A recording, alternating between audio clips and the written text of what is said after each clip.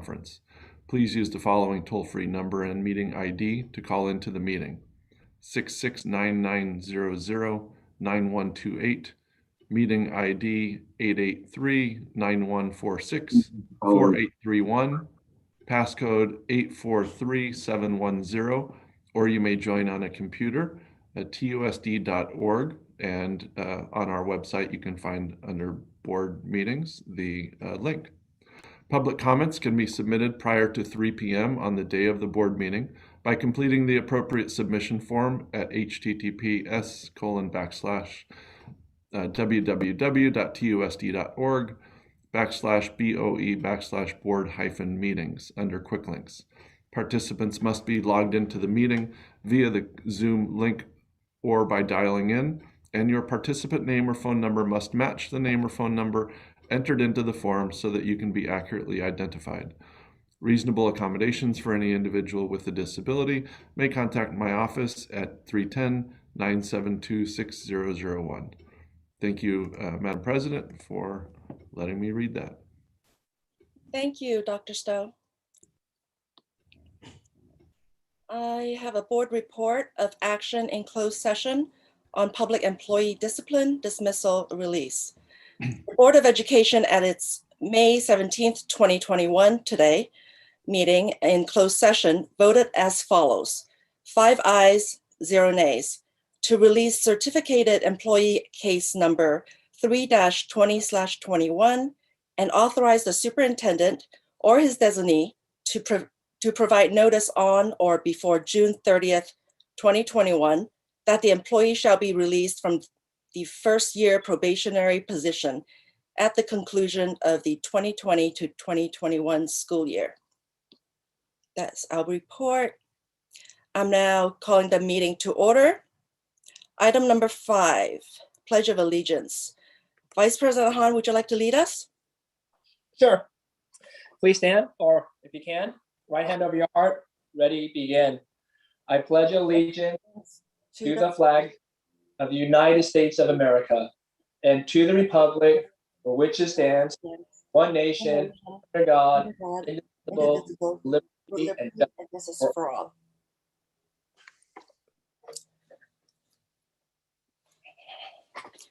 Thank you, VP Han. Item 6, adoption of the agenda. May I have a motion?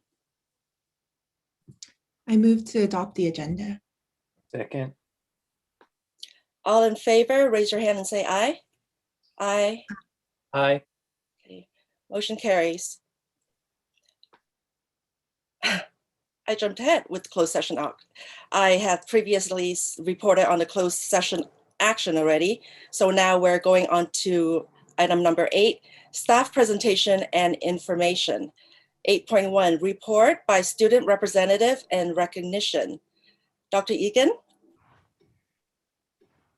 Thank you, President Liu. Good evening, everyone.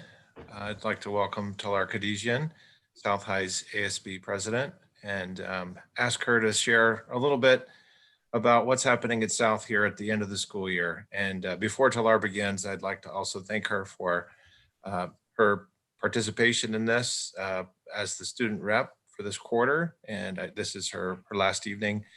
She's obviously welcome to join us at the next board meeting, which is recognition meeting, but wanted to just express my gratitude to her and allow her for some time to speak. So Talar, take it away. Thank you. So we've been really dialing into end of the year activities as of recently. We had our destination day for seniors where they marked on a map where they'll be attending college. And recently we also filmed our Spartan Laurel Awards video, which is scheduled to come out soon. And we're in the process of filming a baccalaureate video as well. And we're looking forward to Senior Day on the 26th, where seniors will receive their cap and gowns and their yearbooks. Other than that, we're waiting on approval for an outdoor prom event, which can hopefully take place on the 5th. And we're also waiting for approval for a grad night.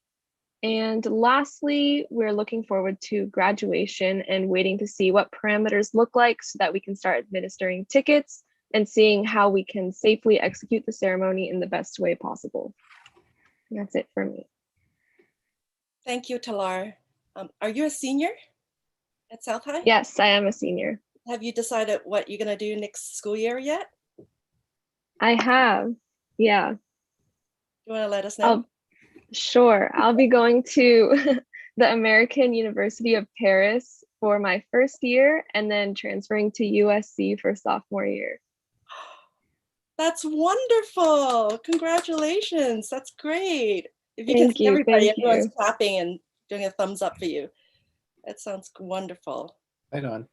Wish you all the best over there.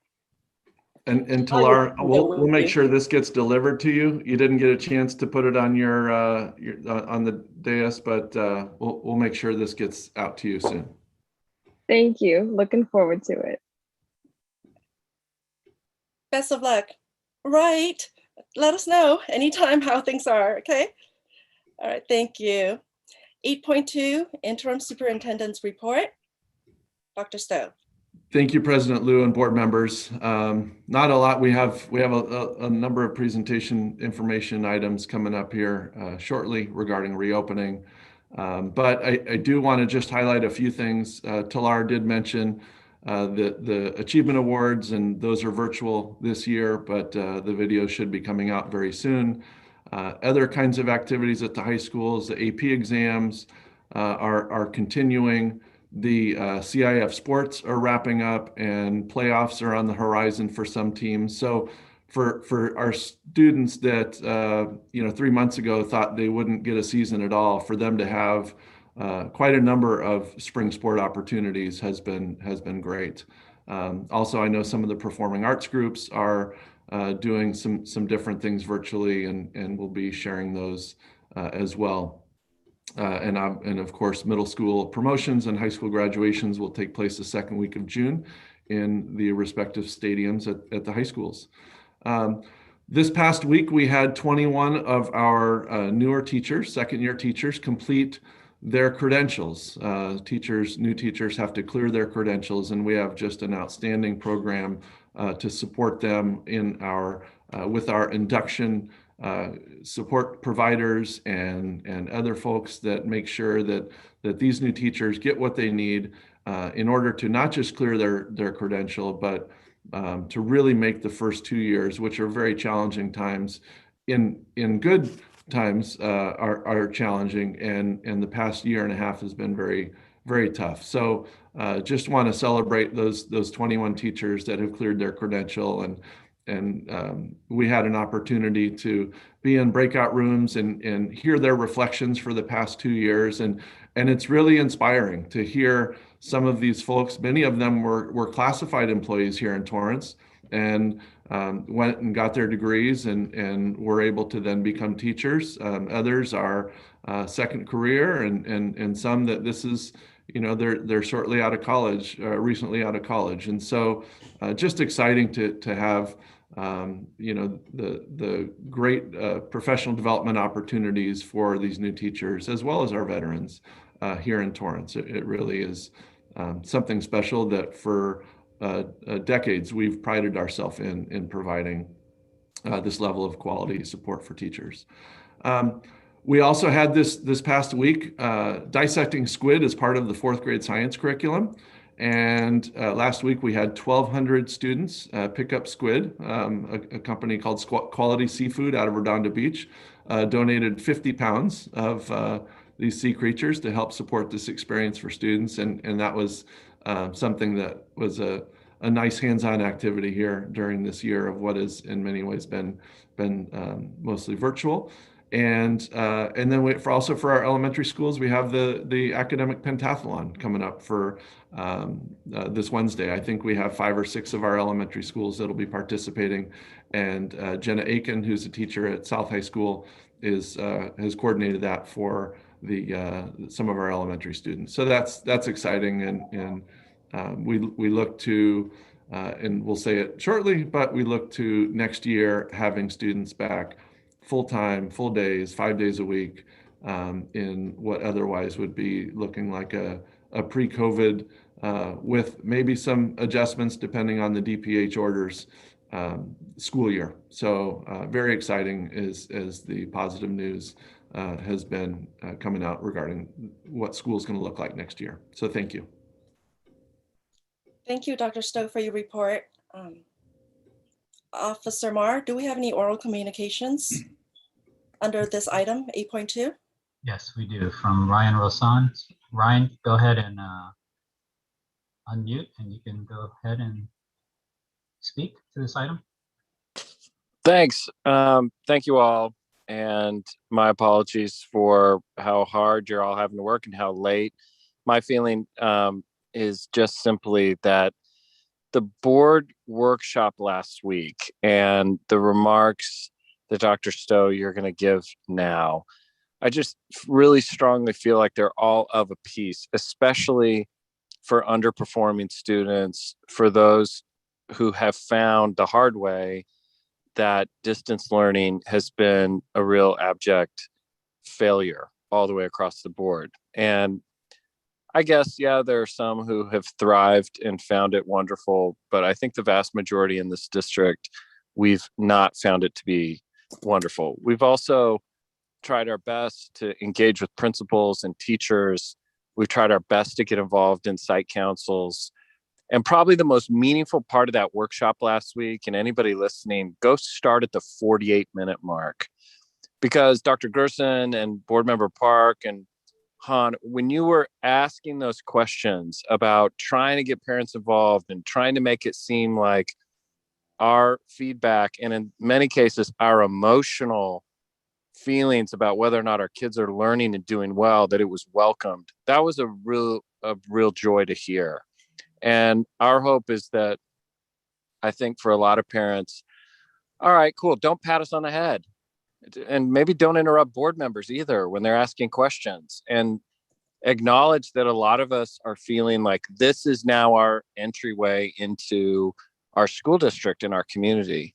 And it's because of COVID, and we want to see our kids perform at really high academic levels. Thanks, and thanks for serving and being good public servants. That's all. Thank you, Mr. Rozon. Officer Mar, are there any other oral communications under 8.2? There are none. That was the last one. Great, thank you. Item number 9, public hearing. And this is the CSEA Chapter 19 initial proposal for 2021 to 2022 was submitted at the regular meeting of the Board of Education held on May 3rd, 2021. Copies of this proposal have been made available online attached to that meeting's agenda and in the Human Resources Department for review by the public.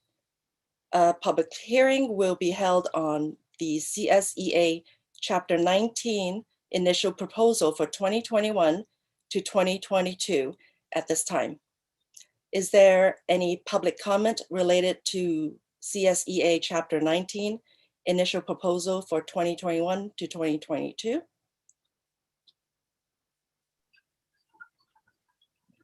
There are no items, no one requesting to comment, President Liu. Okay, thank you, Officer Mar. At this time, then I will close the public hearing. The Board of Education looks forward to the continuation of cooperative and good faith contract negotiations with CSEA Chapter 19. The board's initial response is to refer to the CSEA Chapter 19 initial proposal for 2021 to 2022 to the board representative for negotiations. Moving on to item number 10, oral communications for unscheduled hearings. Officer Mar, are there any requests to speak? There was one request, but that person is not present right now. So I would say no. All right, thank you. We'll move on to item number 11, discussion and action items. Speakers wishing to address the board on agenda topics have also completed the appropriate submission form on the district website. Please be advised that the time allotted for public comments on agenda items is limited to 3 minutes per comment. Time allotted for each agenda item is 30 minutes per topic. As you know, a speaker may not relinquish his or her time to another. Thank you. Item number 11.2, summer school. reopening 2021 to 2022, and distance learning for discussion only. Dr. Stowe? Thank you, President Liu and board members. And Mr. Mara, if you wouldn't mind putting the presentation up there on the screen. So there's a number of different things that we're going to address tonight in this. The next presentation is the AB 86 funding, and Dr. Crumpy will do that. But I first want to just begin when we're talking about reopening this next year in August, is that we believe and is that students learn best in person when they are in front of highly qualified teachers and where they can receive the services and support in order for them to achieve high levels of learning. Actually, if you want to go to the next slide, please. We've had a lot of conversation about this, right? How much we've been back and all of the different complexities. But nothing has changed our belief that we believe kids do better when they're there, when teachers can see them face to face every day, to be able to check in, make sure that they're learning, make sure that they're getting the support they need social emotionally, and where they can be around their peers. And so with that, in a survey that we sent out on April 20th, we had about 98%, only about 2% of families indicated that they were uncomfortable at that time, again, this is a month ago, returning in person. And many of those parents, probably a third at least, indicated that the lack of a vaccine for their child was one of the reasons, was the main reason why they didn't want to return in person. And so now that the clearance has been given and students are getting the vaccine as young as 12 years old, we think that this number is going to change. So maybe a percent and a half may need to remain in some virtual option. And these are for cases where maybe someone in the family is, is going through cancer treatments and they're immunocompromised, or just whatever those health barriers are for families that will need to have some virtual option. So we'll talk about that a little bit tonight. And so, the next slide just reiterates what I said in my report, is that beginning on August 26th, that students will return 5 days a week, full-time in person, in 6 periods a day at the middle and high school, obviously in the elementary school, where we have classes, and again, details are in this presentation, how we've adjusted for max class sizes to ensure appropriate distancing and spacing in classrooms. We know that the guidance from the DPH will continue to change over the summer. We may be required to have masks, maybe not. Obviously, that's a topic of great debate now. And physical distancing, again, where we can maximize that on campus, maybe screening as students enter, still hand washing and hand sanitizing stations throughout the campuses. Those are all good practices anyway that we need to have students continue with regard to hygiene. And as we get updates throughout the summer, we'll let parents know. As we have our board meetings and make decisions, we'll inform our parents of what those changes are. So more later on what in-person school will look like in the fall, but I do want to now have Dr. Crumpy talk a little bit about in-person school in the summer and some of the programs that we'll be offering to students. Dr. Crumpy? Yep. Thank you, Dr. Stowe. In fact, since this slide was finalized on Friday, you see here our elementary school is for incoming 1st through 5th grades at 8 locations. And we have had 718 accepted as of last Friday. We're up to 825 right now. So just, over 100 additional came in over the weekend. And our teachers this week are going to be emailing any of their students families that we hadn't heard from, and then parents are also going to be, or principals are also going to be sending out text messages. So as of last Friday, we still have about 1,000 or so families that we're waiting to hear from. And so we're reaching back out this week so we can solidify those numbers, get staffing finalized, and get going in the program. You see here that the criteria that we utilized for our kiddos is that our early grades, our first, second, and third graders, were below grade level standard in reading, and then with a focus on math for fourth and fifth grade. And then we're planning on both the 2 hours of the 4-hour summer school being focused on language arts and math, and then 2 hours focusing on enrichment, those re-engagement activities that we'll have. Kids will be participating in visual arts, a sports PE unit, Lego robotics, a theater arts elective, and our counselors doing a mindfulness social emotional learning session. And so we're really excited about the elementary option. Our middle school option, we're a week or so timeline behind our elementary school. And so we just at the end of last week sent out our first wave of invitations to our middle school families.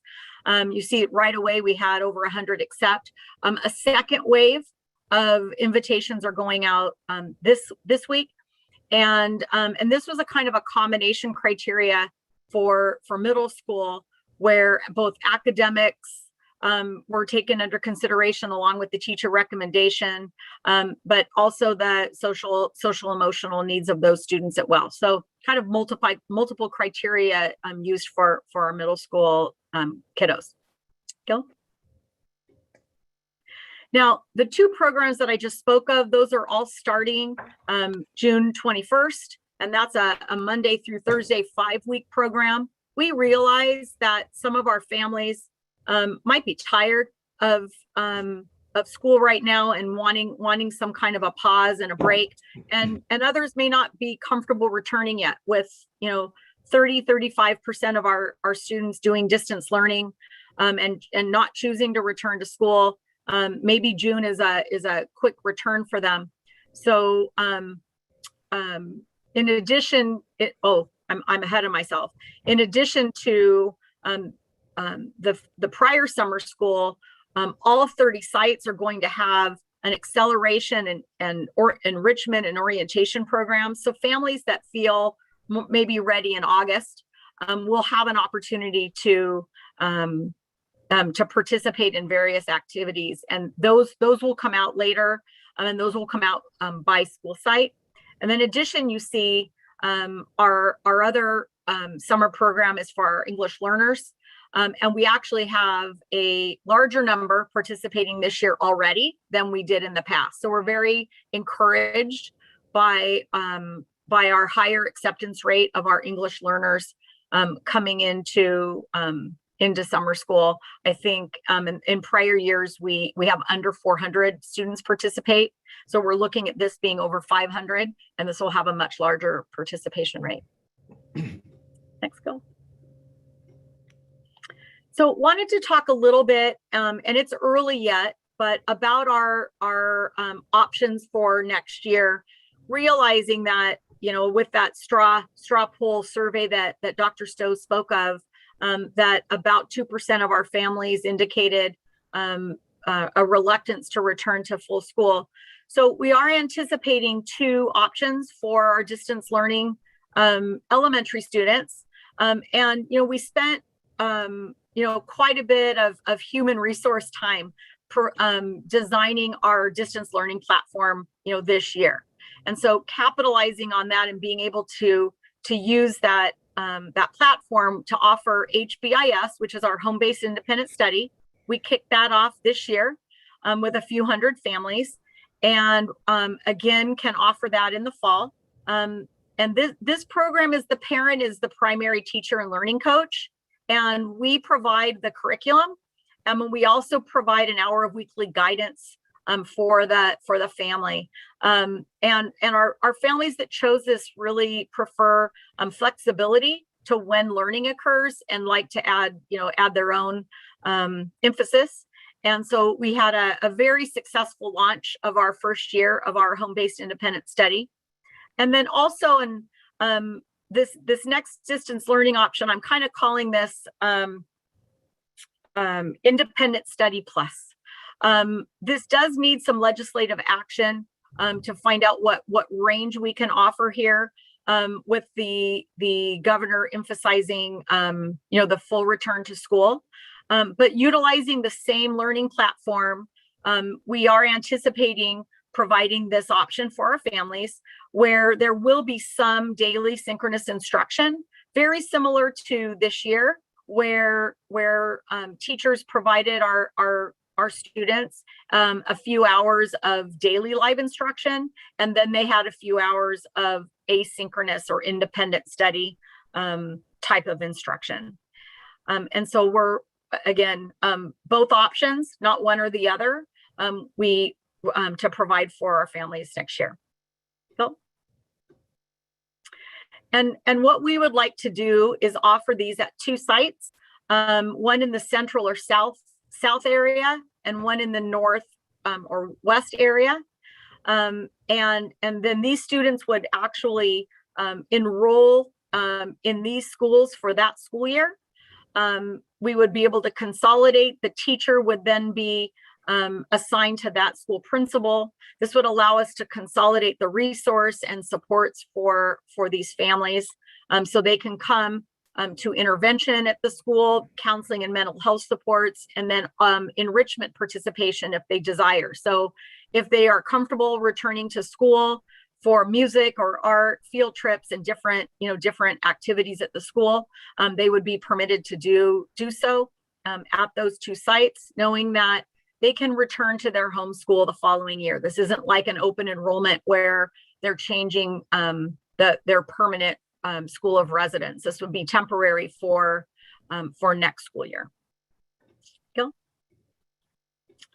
Now the secondary options are a little bit different. We don't have a home-based independent study homeschool option like an elementary school.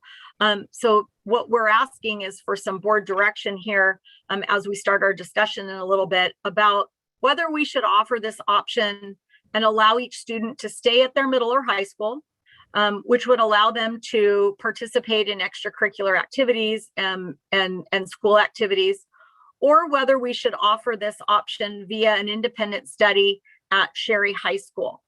The difference really is where the kids would be housed, whether they would disenroll from their home school over to Sherry or they would stay at their home school. Both options, this program, and the exact look of this program will be determined as we know how many students want to take us up on this, and also what courses they want. But unlike the elementary program, where every 27 students, there's a teacher in total that has that group of students all day long. This with the single subject teachers, this could be that a distance learning teacher in one subject area, maybe English or history, social studies, does teach all distance learning, to groups of students, periods, 5 periods a day. But it also could mean that a teacher is at their home school and teaches multiple sections in the day, in person, and has a section or 2 of distance learning, especially in high schools where there might be, only 30 kids that are asking for chemistry. So then we would be able to offer a section of chemistry that a teacher would teach 4 sections of in-person chemistry or whatever their assignment would be, and then 1 section of distance learning chemistry. Both of these options would probably also have asynchronous courses using Edgenuity or Odyssey-ware or independent study platform, so that we would provide. So it would be both. There would be a combination of live synchronous learning and independent study asynchronous learning, especially for courses where we don't have very many students that want to take the course.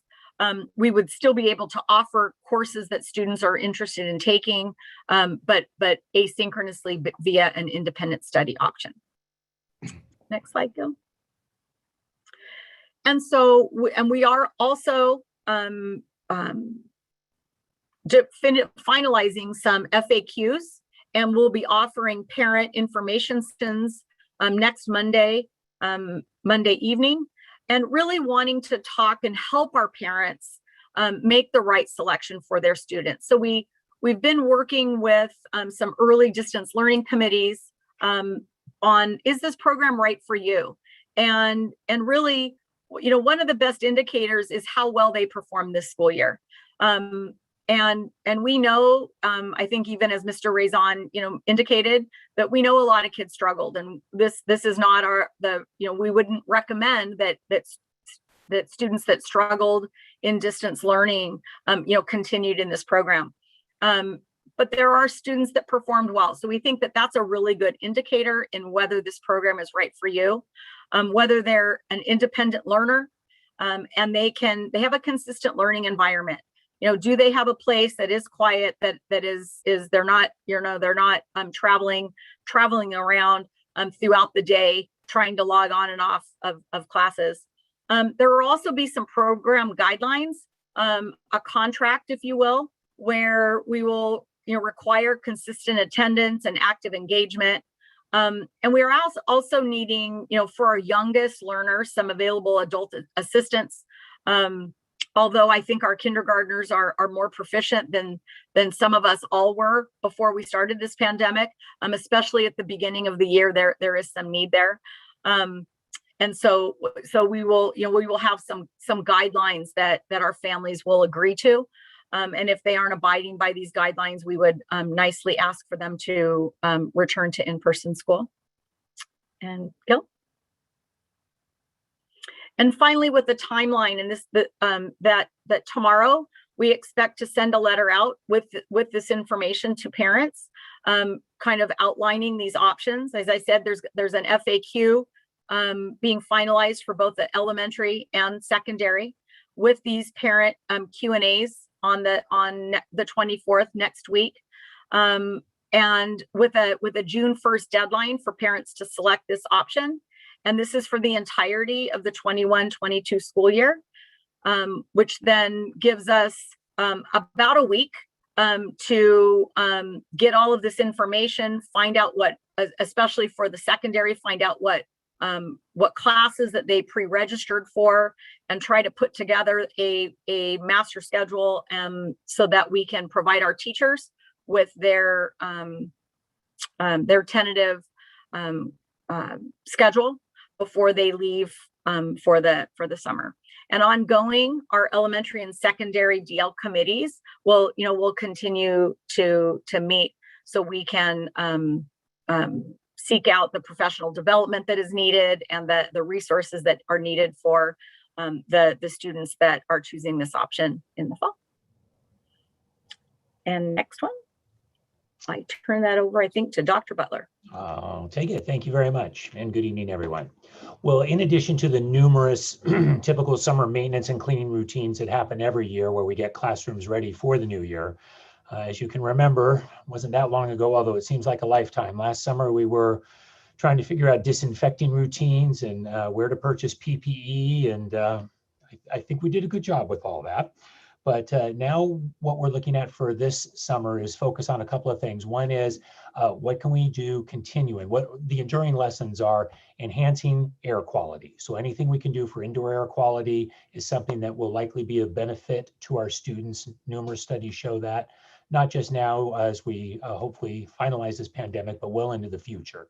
So we are embarking on a study of all mechanical air handling equipment that we have within the district in order to make sure that everything's working at standard, and where are there potentially areas where we can enhance either air flow and filtration and or potentially some additional air conditioning and heating units if necessary. But again, we're in the process of doing all that, starting with a full review of existing systems. But then in addition, one of the lessons that we definitely learned from this year was the ability to be flexible in our classroom environments. So one of the things that we have done is ordered 5,450 single seat desks that will be deployed at all levels, mostly to elementary and middle that are lacking in single seats at this point. But the idea with that is to be able to have the ability to remove seating, make things a little bit more spacious if necessary in the future, but also to recognize that a little bit more spacing is good for safety. It's good for cleanliness as well. And just removing some of the things that might have gotten in the way of being able to have enough space in classrooms was done kind of hurriedly at the end of the last school year. We're trying to be a little bit more thoughtful at the moment about maybe making sure that non-standard, non-district furniture does not come back into the classrooms to allow us the space that we need in order to put in the single seat desks, and again, be flexible if necessary down the road. So we're reviewing classrooms right now, and we'll be working with the Torrance Teachers Association to get some guidelines in place for a minimal amount of making sure that we have the space cleared out so that going forward, we can adjust again if necessary. So those are probably the two major things for operations and facilities this year, ventilation and spacing. Thank you. And I believe Dr. Liberati next. Thank you, Dr. Butler. I appreciate that, board members and community. So some staffing projections were amended, as Dr. Butler and Dr. Crumpy mentioned, in order to meet some very specific needs, and amended to a staffing ratio of 25:1 at the secondary level and 26:1 at the elementary level. So what does that do? Essentially, at the secondary level, it puts classes at about 30:1 in the core classes. And at the elementary level, it's straightforward, it's 26:1. So at the high schools, new temporary positions, so emphasize temporary because this is not ongoing money. New temporary positions at the high school are about 31, middle school 20 new positions to hire for, and elementary schools is 6. At this point, looking to hire fairly quickly 17 elementary teachers and distance learning positions to be determined, as Dr. Crumpy mentioned, once we have that information back from parents. So anticipated some hirings at the direction of Dr. Stowe, trying to get out in front as much as possible. We're competing for the same resources with neighboring districts. So far, we've gotten about 139, 140 interested multiple subject credential teachers already been cleared. Got over 180 initially, but 139, 140 have cleared. And single subject currently advertising at this point in time, including hard to staff, hard to fill positions in special education with mild, moderate, severe credentials, mathematics, social studies, English language arts, and foreign language. And also trying to look at that from a more distinctive middle school, high school positions, advertising it so folks know what they're applying for when they apply. Anyways, that's my update, and I appreciate any questions. Thank you.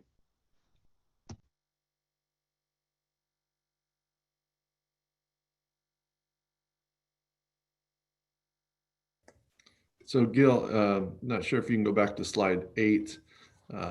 And, I know the board has some questions. This is really the only thing that we would like you to provide some direction on with regard to secondary options for virtual. Again, we're talking very small percentage of our students in our estimation based on feedback we've received, but direction nonetheless on whether or not we will need to have students be tied to their schools at the elementary middle school to be able to be in the virtual option, or disenroll them from their high schools and middle schools and have them reassigned to the current independent study program over at Sherry. And then obviously any other questions that the board has on this item. Before we go into the secondary virtual options, I was wondering what the start time and end time will be for elementary and secondary schools next school year? Would it be I think at this point in time, so in the fall of 2022, we will need to change the start time based on state law to have high schools start no earlier than 8:30. That's a conversation for a whole planning process in itself.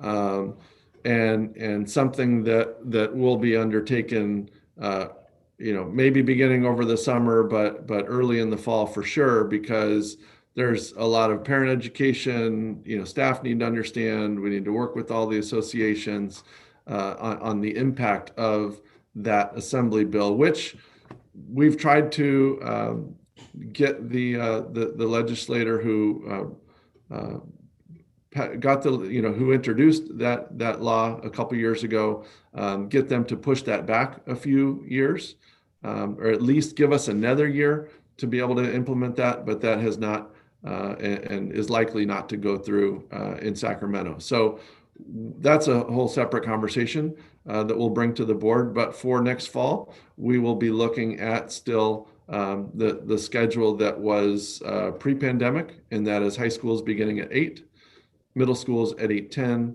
and elementary schools at 9 a.m. And they'll also end at the times like before, 3, Correct. 2, Correct. for kindergarten. Great. Is there going to be any difference between what school will be like this fall from what used to be before the pandemic? Again, that all depends on the DPH orders that we will continue to closely monitor and follow throughout the summer and update the board, as well as, I know you're all involved in receiving direct emails from the DPH and their regular calls. But we will continue our calls with the other 80 districts in LA County and the DPH, which now have moved from weekly to every other week, where we get updates from Dr. Ferrer and Dr. Gilchick. So we'll continue to monitor all of those and provide updates to you and the community as those changes come about. That would be great. And I just want to be assured that we will definitely be following the county safety guidelines and be as safe as before, as recommended by whatever protocols there are, right? Correct. Thank you. Anybody else have any questions or some comments for the secondary virtual options? If you raise your hand, yeah, I can't see you, so go ahead and speak up. Mr. Mara, wait, excuse me, Dr. Gerson. I think you can, you know the options. Maybe we can turn the presentation sharing off and allow the opportunity to be seen. Okay, thank you, sir. All right. Well, I want to start with where Mrs. Liu ended. On slide 3, when we start talking about DPH guidance, you use the word "if required by DPH." There's been a lot of conversation. Mrs. Liu just used the word "recommendation," and you know how I brought that distinction up before as well. And so I also want to echo what Mrs. Liu said, and that we are following recommendations. If we get into requirements, we already know that's a whole bag of snakes that as far as what's required. So I wanted to ask also, especially where it came to screening when entering campus, what kind of training are we initiating or are we doing for those people who are doing the screenings? And I can ask you in a little more detail. For example, just looking for a green bar versus actually noticing if it's the current date, something that some of that detail is important. So what kind of training are we doing for screenings? Dr. Butler, can you answer that question? If there's anything specific that's been done? Well, we definitely gave the instructions to our principals through Dr. Egan and Dr. Kim for how to screen. So we've been looking for it the whole way through. I don't know exactly what that ended up looking like in writing. So I'm sorry, I don't have that answer.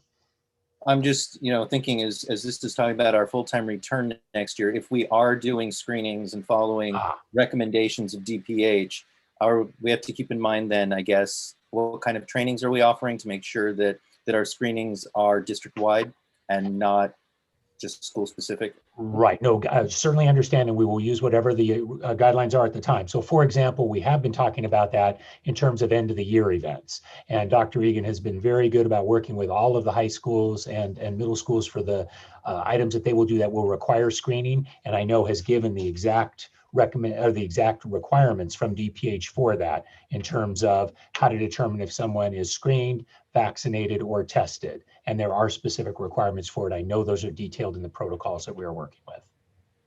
Good.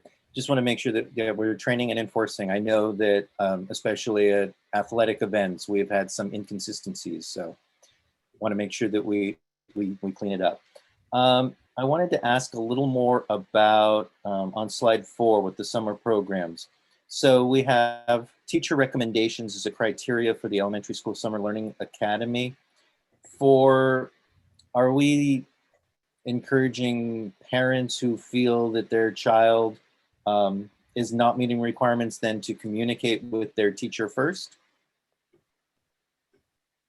Yeah, Dr. Gerson. So if they were not invited because they were not behind grade level, and there's a feeling that the parent has that their child should be in summer school, then yes, we're asking them to reach out to their child's teacher or to their child's principal so they can have a discussion about whether that's whether that summer option is a good fit for them. Great. Earlier, I talked about how important reading was in grades 1 through 3, so I'm happy to see that as a criteria. And math on 4 and 5, I understand why, but the acronyms aren't necessarily known by everyone watching. What is TR and BGL? So just the line above. So TL is the teacher recommendation, and below grade level standard is the acronym for the right above it. Thank you. For below grade level standard. On the Middle School Summer Learning Academy, so it said identified academic needs, and it says grades and assessment results. I guess if you could just be a little more specific on what the needs that were being looked for and the assessments. For example, are we using the MAP data at all from the MAP testing that students have been doing? Well, they're just giving the MAP assessment results. So no, the fall results, if they were low and the teacher didn't feel that they've made progress, then perhaps. But these are more classroom assessments, common formative assessments that the PLC teams are giving, and then grades in the class and assignment performance in the class. Do we foresee any secondary review of MAP results since we are using the assessment?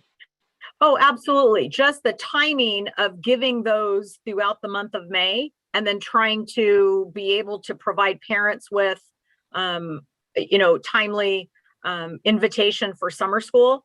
There's a gap of getting those results back from everybody and then being able to turn around and use that as a qualifier for summer school.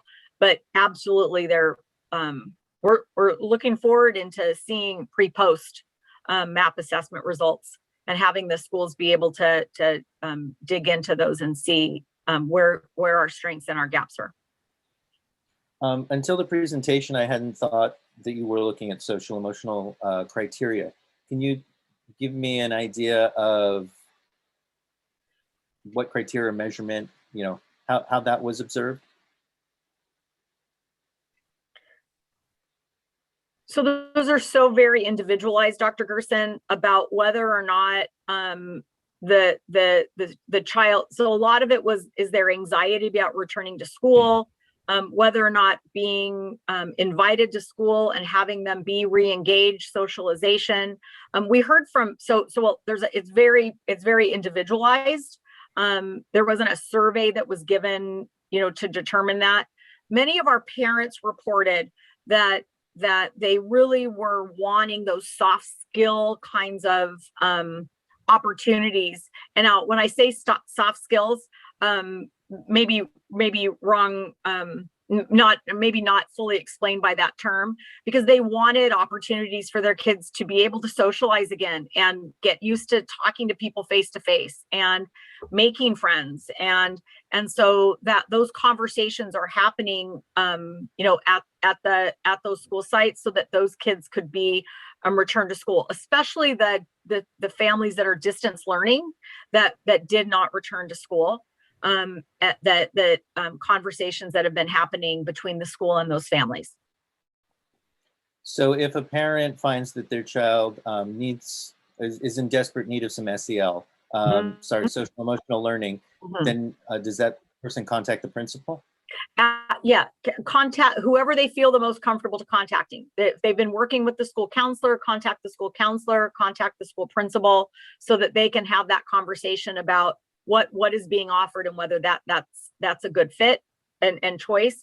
And remember, that's why we're also doing the second offering of summer school in August, and those are very concentrated on those activities with orientations and engagement. Those are less academic. So if there's a feeling of a family that a student is not academically behind and they didn't want to be in academic language arts and math class, to take us up on the enrichment component, having a conversation about whether the August component that would be offered at their individual school site, that would be another opportunity to have that discussion at that site to see what would be the best choice for that student.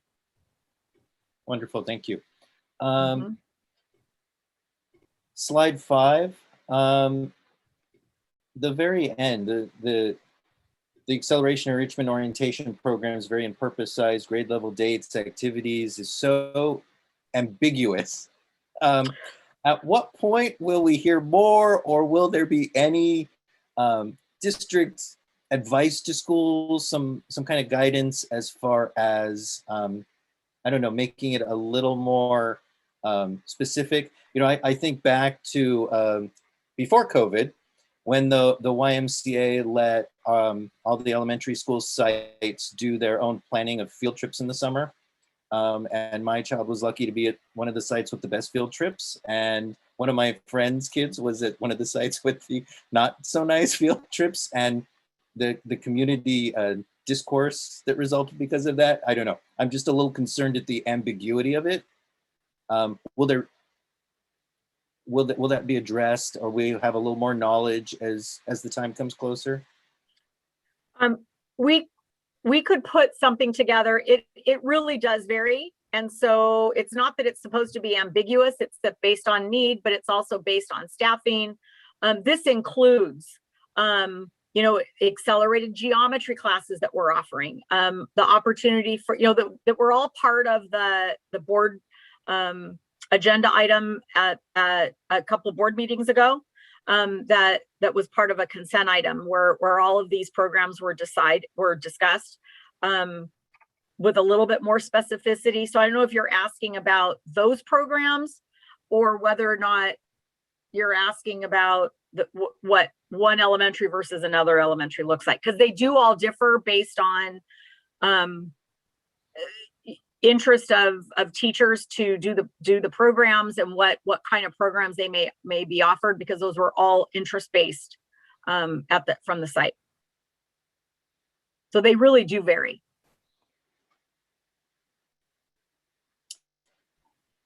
Still a little nervous about that one.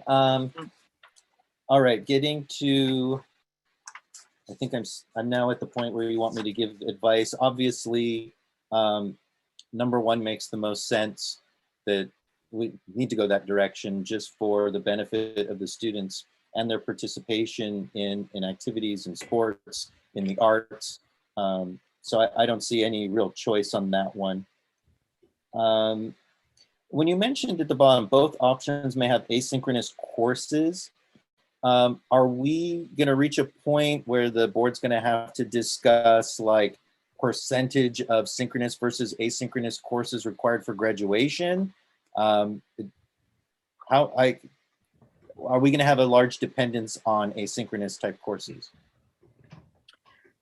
So we'll be able to get more of that information back to you in a future update after we know who the students are that selected this and what their course offerings are. So the more, I mean, we are, you know, guaranteeing that we're offering high school middle school, you know, there's not as much variance, right? But high school, not only graduation requirements, but A through G. So we will make sure that we have all of those options for students. In middle school, it may be an elective option that we're providing. It may be a foreign language track that we're providing, you know, live synchronously. It really depends on what the students are wanting to take. And then I think, and then I think two things, Dr. Gerson. Once we know who these students are, then it's having more personalized outreach and conversation with them to make sure that it's the right choice, and then to talk about the courses that they're choosing. So, you know, you know, I know 30 is just a nice math friendly number, but, you know, like taking every 30 students that need an English 7 class, and then we can provide a section of a live teacher. But if there's 4 people wanting, you know, a certain elective, or there's 7 kids wanting, you know, another certain course, those courses, either they can select a different course or they need to utilize asynchronous instruction, you know, for that. Thank you. I wanted to ask a question, came to me from page 10. So I was happy to see that on the timeline you have ongoing conversations with the elementary and secondary distant learning committees. I'm assuming those are offshoots of the instructional committee, off of the task force. So I was wondering, what are our other committees doing, or will they be able to be utilized? You know, we have our Family and Community Engagement Committee. We had our Social Emotional Support Committee. We had our Human Resources and Health and Safety Committee, and we had our Operations Committee. You know, I don't know if operations is as significant now that, you know, we had a lot of conversations, as Dr. Butler said, about cleaning and supplies and how to, we know that surfaces are not an area of great concern for COVID transmission, but the others, you know, health and safety, social, emotional, family and community engagement, does the cabinet foresee any continuation and use of these committees to help make sure that we are having the best plan? And you know, we had great agility over the last year, and you know, we still don't know what the June 15th announcement from the governor is going to entail. There's a lot of uncertainties still, and just as a board member, one of the things I like best is we as a board and we as a district created stability as much as you can have in this most turbulent year that we've seen. And so I don't know if these other committees are still of use, and if you'll be utilizing them to, again, be able to create that stability, because we are still facing, you know, unknown. We all want to return to pre-COVID life, but nobody knows for sure when pre-COVID life is going to return. So I don't know who wants to, if Dr. Stowe wants to jump on that. I'll take that, Dr. Gerson. Thank you for the question.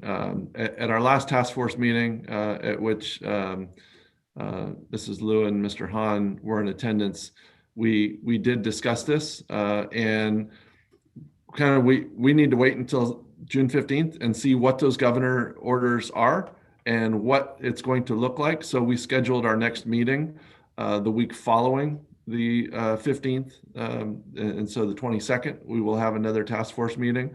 We talked about maybe, you know, what does that group need to look like? Do we, you know, how do we maybe use not just those committees, but maybe look at even you know, offshoots as needed, like special subcommittees of maybe groups of parents or students, or, you know, somehow how we continue to utilize that group as a sounding board, but also reach out to other parts of our district to get their thoughts and their feedback. So we are definitely going to circle back with and have this conversation with this group on the 22nd.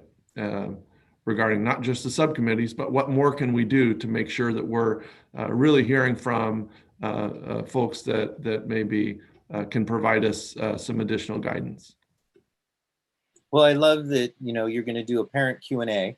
Obviously, I love those last year, and I love that you're doing it again. It just made me think, the Family and Community Engagement Committee, what would they have come up with in helping in your preparation for that great opportunity. So thank you very much. I think I have covered my questions.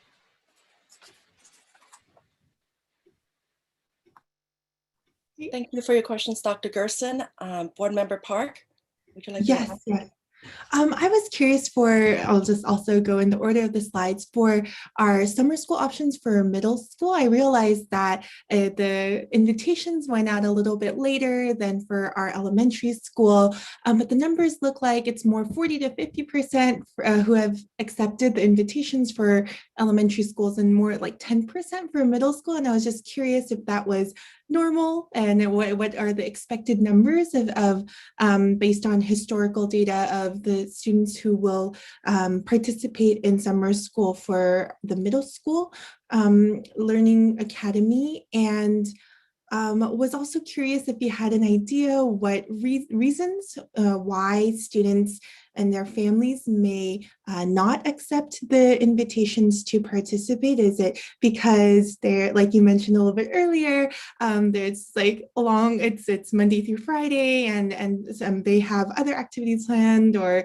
it's transportation, like what are the potential reasons those students may not accept coming back for the Summer Learning Academy? Right. No, thank you. I even hesitated putting the number on there because we literally only put the invite out like last Thursday. So the number on Friday was after one day. And so just timeline of getting that, the teachers, and we utilize the fourth quarter grades and different things for the middle school. So we anticipate that being probably in the 400 500 student range. Once we get going, it does typically we do well. It's one less grade level because we have first, second, third, and I guess first, second, third, fourth, fifth, 5 grade levels versus 3 grade levels of students. So it's less grade levels of students. But we do find that our middle school students are not as excited to attend summer school as our elementary, families. We do summer school Monday through Thursday instead of Monday through Friday, just to try to boost that, they can still go away for a long weekend on Friday, Saturday, Sunday. But we do see less participation in middle school. They kind of get a little tired of attending summer school. And that's why we're hoping that with the additional enrichment classes like summer school that we're going to be offering, that might engage them a bit more. But we do still anticipate that being up in the 500 student range. Offering them by quadrant so they don't have to travel all across town. We hope to try to limit the transportation issues that would that we might see. We typically, and I know like in the north end for sure, we have offered at Magruder, and plenty of Casimir families have participated. That used to be where I would hang out the first day of summer school and help out in the front office, getting late applications and that kind of thing going. And so I really just think it's for the student that has been behind for a number of years, that they grow tired of it and they choose other things to occupy their time in the summer for our middle school students. Great, thank you. For our elementary virtual options, I had a question about the HBIS, whether that was more intense. So for students who are not currently enrolled in the district and did not participate in HBIS this year. And would this be an option for students who are being homeschooled at the moment to enroll in this program, even if they have not been a part of TUSD before? Oh, absolutely. And that's one of the reasons why I think we designed this distance learning platform. And we think it is a very high depth of knowledge level that is really high level and interest for our families. So parents could absolutely enroll in Torrance schools and then take us up on the homeschool option instead of going with a different with a different company or a different group that they associate with. And because we're allowing them to enroll in one of our 2 sites, they could also have the advantage then of taking advantage of as DPH guidelines permit, but you know, the activities, assemblies and field trips and different you know, social interactions that the school has as well. Great.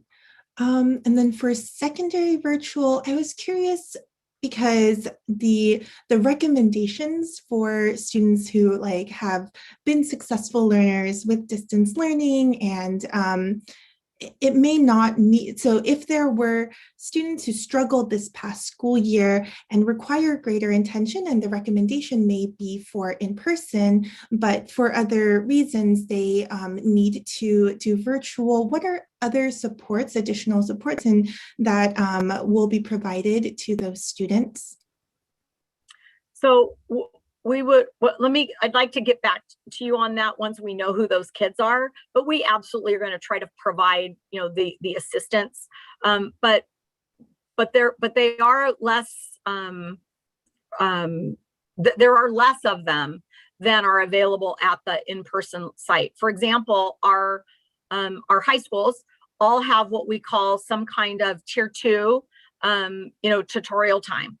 And so where they take advantage of their teacher or another teacher that are working on those common standards or common learning targets that students need additional assistance from, they would not have the advantage of that breadth of opportunity daily at the school site. So that would have to be done via one of their synchronous teachers, or if they're, depending on how much independent study they have, the person who's going to be helping them and monitoring with the independent study. So of course we're going to put supports in place, but what they look like kind of depends on the size of the program and the need of the student, so we can personalize that.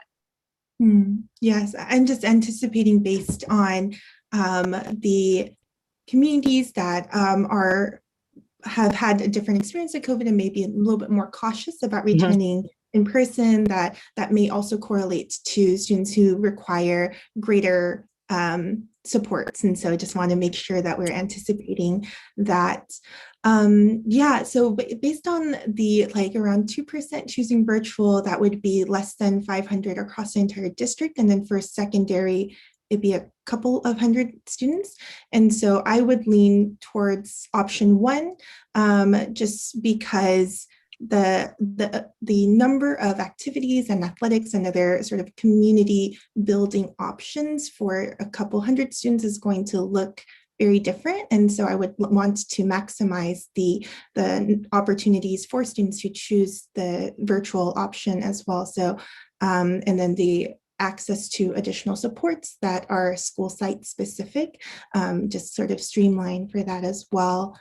Yeah, and then for more the operations and facilities, I was curious, Dr. Butler, about the source of funding for the single desks.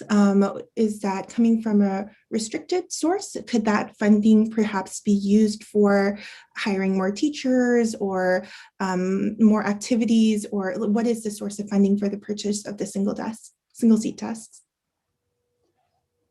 Actually, Dr. Crumpy is ready to take that, I think. Oh, okay, yes, Dr. Crumpy. No, So we're actually, it's using restricted funds. It's not using the general fund. And so part of the extended learning opportunity grant and the next presentation for the AB 86 monies, we're utilizing that money, for that purchase. That's the within that grant. So no unrestricted general fund use or funding for that purchase. Great. And the furniture, I get it. But the furniture that was purchased can be utilized regardless of or afterwards, so that the desks go together, and so it's modular, and they can put those together and use that for flexible seating, in years to come as well. Great. And then my last question, Dr. Liberati, was related to the hiring of new teachers. What the how are we going to be incorporating our DEI efforts in diversifying our teachers and staff with this process of hiring new for the new temporary positions? Thank you for the question, Ms. Park. So we've been having conversations with principals already, and Dr. Stoll has shared several articles. So tomorrow morning, once this is approved, obviously we've not been able to offer any positions as of yet, but with the approval, we start very early tomorrow morning. So those conversations will continue with, especially with our elementary principals and hiring the 17 intervention teachers. I'll be attending the elementary principal meeting, but those conversations will continue. We've had the conversations, and we'll ensure that is included in the process for sure.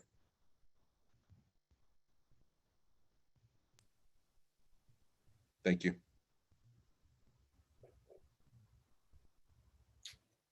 Dr. Mohammed, go ahead. I think he froze again. He froze with his hand up. Yeah, Dr. Mohammed, please go ahead. Can you guys hear me now? Yes. Awesome, great. Okay, I see all the heads nodding yes, so that's good. So my first question is, it's great to hear pre-pandemic terminology, as far as our return to school. That is really, really good. And it feels great to kind of talk about that. But one of the concerns that I have and I want clarity on is, as we are planning for a full return 5 days a week, morning through afternoon, are we also going to be offering a similar or same type of extracurricular or additional support structures for, let's say, one-on-one tutoring or other engagement activities for students who need that additional support and intervention, just not Monday through Friday, full days of instruction, but the support structures that used to come along with in a pre-pandemic school environment? Are we still going to be continuing a lot of those same efforts? Yes, Dr. Mohammed, great question. And I still see you guys are taking our thunder away from the next presentation. No, but absolutely both, because you've seen the summer pieces that we've talked about. So that's one piece of extending the school year. But also there's extending the school day. And so money's set aside for before and after school. You're going to hear that we've had some parents recommend that they're asking for, like a Saturday, reading, kind of a reading boot camp. And then also those supports, so outside of the school day, but also within the school day, and additional intervention supports. And we're utilizing the Extended Learning Opportunity Grant, the AB 86 monies, in addition to the Title I monies and the supplemental monies that you heard about last week, and that we will talk about even more in June when we bring the LCAP to you for approval. But tonight we hope that you approve a lot of those extended opportunities for our students, so that we can help them, as they return to us. Great, thank you. Yeah, so that was my concerns. I want to make sure that, you know, as we're kind of returning to a pre-pandemic, that we're also kind of returning to some of our, you know, standard programs and support structures that were there before too, so that we can provide the students with as much, you know, tools and support that they need. My second question is for Dr. Liberati.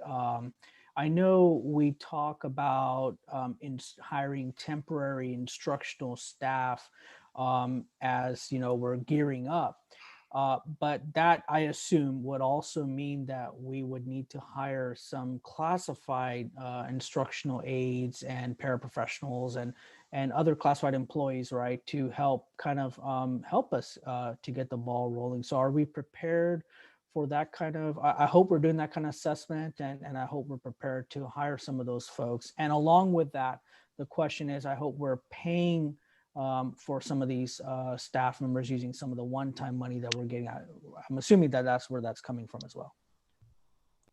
Actually, that's me too. So part of the, and you're absolutely right, part of the extended learning opportunity AB 86 money is a 10% set aside so that we can hire paraeducator staff. And so we've worked that and those supports and additional training for that staff into the plan that you'll hear about next. Okay, thank you for the clarification. I just didn't see it in the slide, so I just want to make sure that we are still considering those folks as well, in addition to our teachers. Thank you so much. The other questions were already asked, so thank you.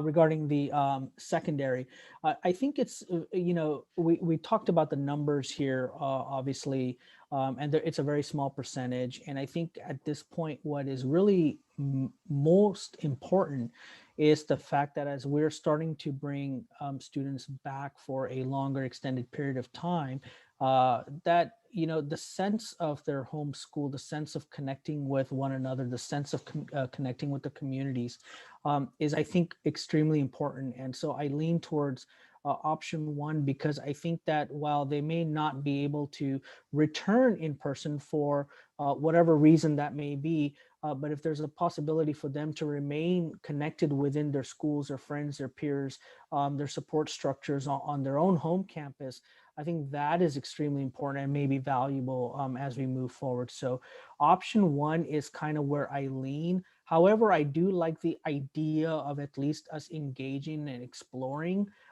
some kind of a sustainable ongoing, you know, online option, because now that the pandemic has hit, I think it's really opened up doors for DL, and there's some students that will really benefit and learn. And I think if we can really do a great job, that could be another avenue in how we market our district. If we make one of the top of the line, you know, virtual academies, I think that could be an opportunity. So I certainly would like to explore that, but in the short term, option one seems very reasonable. Thank you.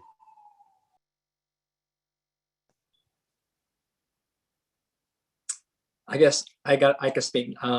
So just, I'm going to make a few comments here.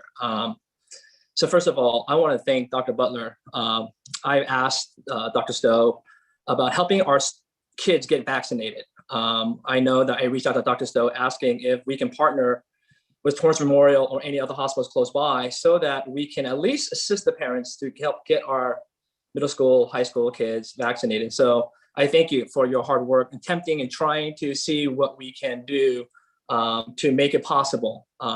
Again, we're just doing there, not to mandate it, we're there to assist it, right? We're just trying to figure out for those who want to get it, we wanted to assist.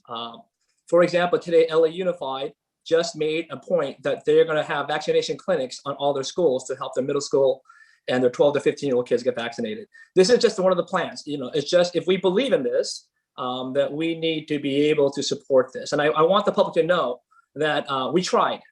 We did reach out. We did make attempts to see what we can do, so that you understand that we do think this is important. And I think this is going to be important. One of the things that I want to, I kind of disagree regarding the LADPH protocols. When it says recommended, I think that's debatable. I don't think that we have to always follow what is recommended. And I'll say why. when it came to 3 feet, 6 feet with desks, we were willing to consider because of the fact that they did allow it. I know they recommended 6 feet, but they did allow 3. And so I think if the allowance is there, I think that it is something that we ought to discuss and ought to be debatable. And I think because of the fact that if we differ, I think that it is something that we ought to consider. I don't want to just simply say, just because they recommended that we're not going to even consider other options. I think that's unfair. And I think that's why, again, a lot of the districts close by to us, they all were able to bring back their students because of the fact that they were able to go with an allowable distance of 3 feet. And I'm not sure if you guys have heard of any outbreaks. I haven't heard of any yet. So my thing is that if it's recommended, I think that we have to take a strong consideration, but it doesn't mean that it's always the right thing, right? And so I'm saying it's open to debate. I don't want us just to simply say, well, that's how it's going to be. And that's my first point. Second point is this. One of the things that in our last board meeting, in our special board meeting that I stated was, the reason why I felt like we needed to bring our kids back right now was because of the fact that we made plans for the summer. And I stated clearly in that board meeting that our numbers for summer school would be low.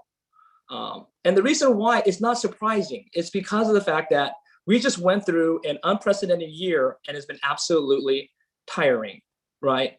And so my thing is that obviously we have to double down now on our summer school. So I want to ask for all those who are watching, for all those people who are on the Zoom call, there's a reason why we identify these students to come to summer school, because they need it.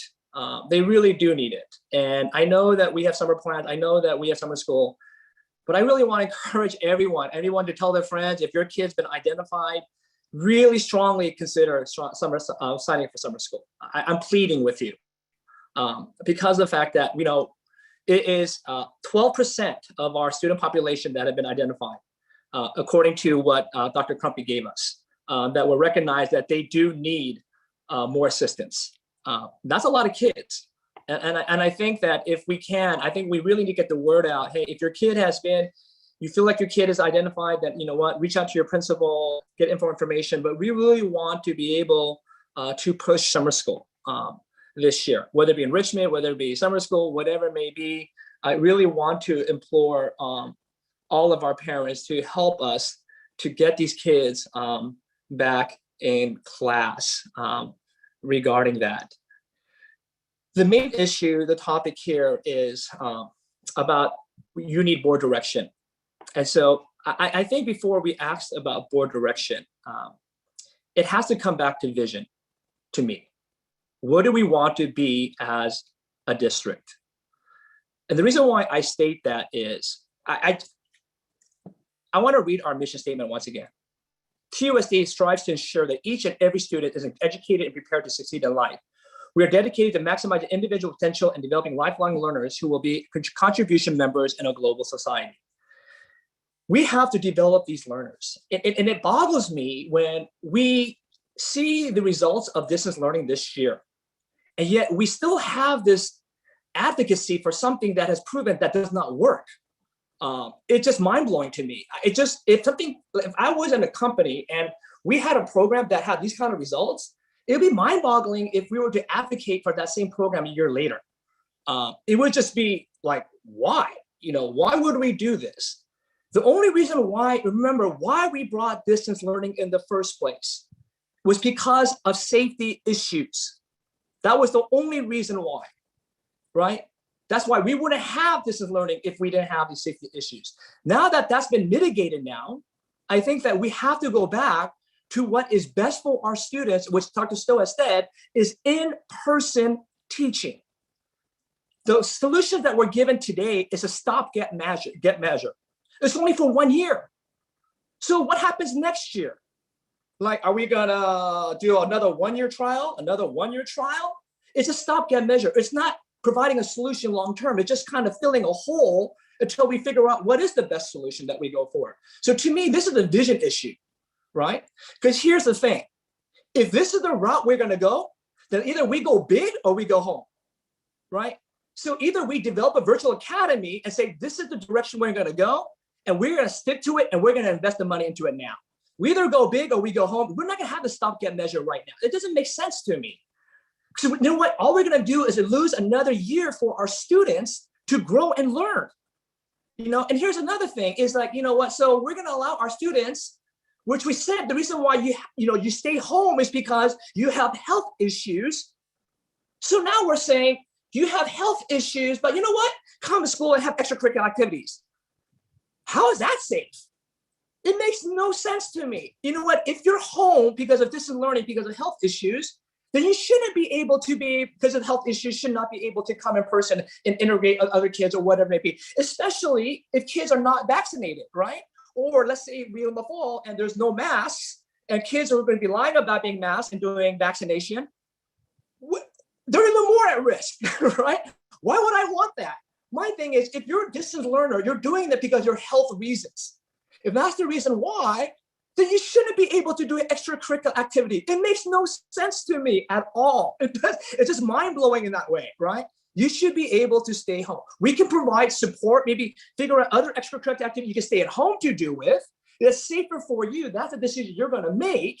But to me, you're gonna have, because here's the thing, we may have a situation this fall, by the way, Dr. Crumpy, I think it's very important that we inform our parents that there is a chance that face masks may not be required when school starts. I have to look into that future. And so when parents make that decision in the 2 weeks, and let's say in July, protocol changes, no face masks in schools, then those parents may say, you know what, I don't feel comfortable. I changed my mind. This is why I want parents to know that when you're making the decision, you have to be aware that there's a good chance that this is going to come down the route, right? Starbucks, Walmart, Costco, Target, they all said no more masks. Once June 15 come, they said no more masks, right? And so this is the trend that we're going with, right? And so here we have a situation where distance learners may come to school with extracurricular activities with kids who may not be vaccinated, who are not wearing masks. Are we not putting them at greater risk? It doesn't make sense to me. To me, if you're going to be a distance learner, be a distance learner. And you know what? We'll provide support. We'll provide all the social, emotional support. We'll try to figure out other extracurricular activities you can engage in, right? But this is a matter of safety. This is why I think that creating another program just to fill in a gap when we already had something prior to COVID that was available for those who were not able to come in person, then let's just stick with what we have, build on that, we already have it, right? And go forward. But let's not create a stopgap. Well, let's figure out what this thing is going to look like. You know, we'll try to figure it out because it didn't work this year. We have proof right now. Look at our summer school. Look at what people are saying about distance learning. Even the legislation right now is thinking about how they're going to define what distance learning is. Because you know what? It didn't work as effectively as it should. So in my sense, the question is, what is our vision? If we really believe in person is the best possible way to teach our kids, then I think it's my duty to do what is best for our children, to give them that to the best of our ability. Now, if we feel like, you know what, virtual is going to be the future, virtual academy is something where we're going to do in the future, then if we're going to go with that route, then let's go big. Let's create this virtual academy. Let's make it, like Anil said, Dr. Muhammad said, the best virtual academy that we can. We have the money now. I would rather use that money and invest in a virtual academy, because if that is the direction that we as a board decide is what is best for Torrance Unified, then let's do it.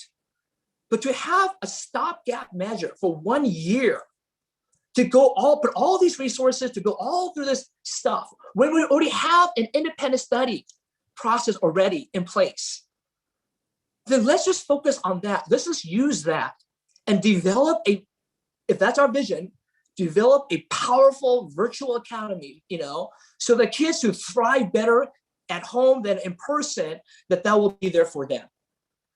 So my thing is this is why I think it's very clear that we have to understand that the solution that you guys are giving us today is a 1 year thing. It's 1 year. So my concern is, let's say after next year, are we going to offer the same thing? Let me ask you that question, are we going to offer the same thing a year later? I'm curious. I'm just wondering what your vision is, or your thoughts are on this.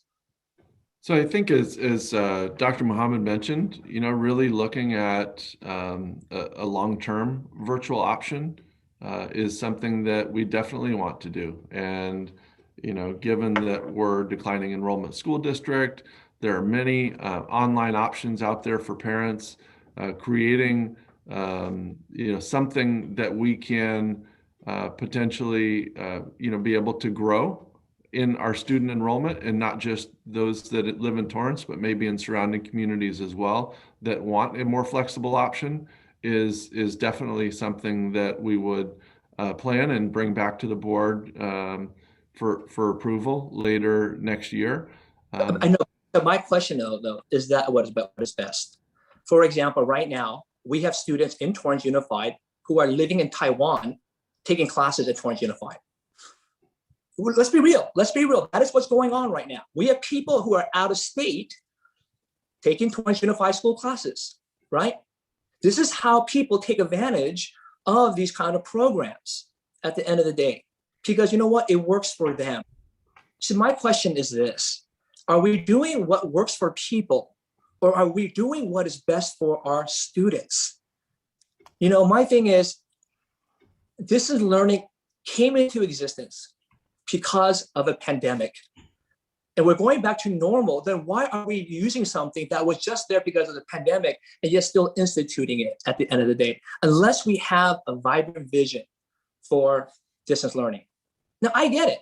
Like, for example, there are things in this pandemic that we've learned a lot of good things, right? I think there are some things that we still should put in practice, like Zoom meetings for parent teachers, PLCs, whatever. Those are good things, right? I have nothing against those. But I think in terms of distance learning, though, I just think that, what we have seen, the increase in our summer schools and the number of the people that we invited, the number of Ds and Fs that we saw with our freshmen and class this year, it's just, what is that vision? So this is why, for me, I really feel like option number 2 is because that's already there. I don't want to create something just for sake, just of creating it, just for another year, because we have no idea what else to do. We know that we need something, so let's create this just so that we can see where it will go, and we'll do to the best of our ability. To me, that's not a viable solution. To me, we already had something pre-COVID for those who are not able to come to school. Let's make that robust. Let's invest in that. Let's provide the social and economic, emotional support for that. So that's what, to me, it comes down to: what is our vision? What is it that we want to be as a district? Do we want one day to say 50% in-person, 50% virtual academy? That's it. That's so be it. Or do we want to say, you know what? We want to be a school district that values and sees the importance of in-person teaching, and we're going to be all in for that. That's a decision that we have to make, and it's a hard decision. You know what? And I think either way, it's just a matter of where do we want to go. I think that's why when I look at that slide, when you ask that question, it's just, you're asking what should we do, but I'm asking a bigger question: what is the vision behind that? Where are we going with this distance learning option? And to me, is that you were going to implement an option that perhaps was not the most effective this year. And yet, are we willing to still use the same platform knowing that it wasn't effective this year? So those are my concerns regarding that option itself. And at least if we're going to bring kids back distance learning, I don't see how we do extracurricular with them in terms of in-person extracurricular. I understand that we want them to feel more connected with the school, but again, I thought we're doing this for safety, right? And so there's a chance where people who are unmasked, maybe unvaccinated, interacting with kids who are maybe considered high risk. And so are we being responsible that way? I think at least that has to be removed. The extracurricular activity in terms of in-person, not all extracurricular activities, but at least in-person for those who are distance learning. And again, to me, it all goes back to that, and obviously I'm the minority view on this. And again, I'm going to go with what the board decides on this, but I just feel like we need to ask those deeper questions going forward.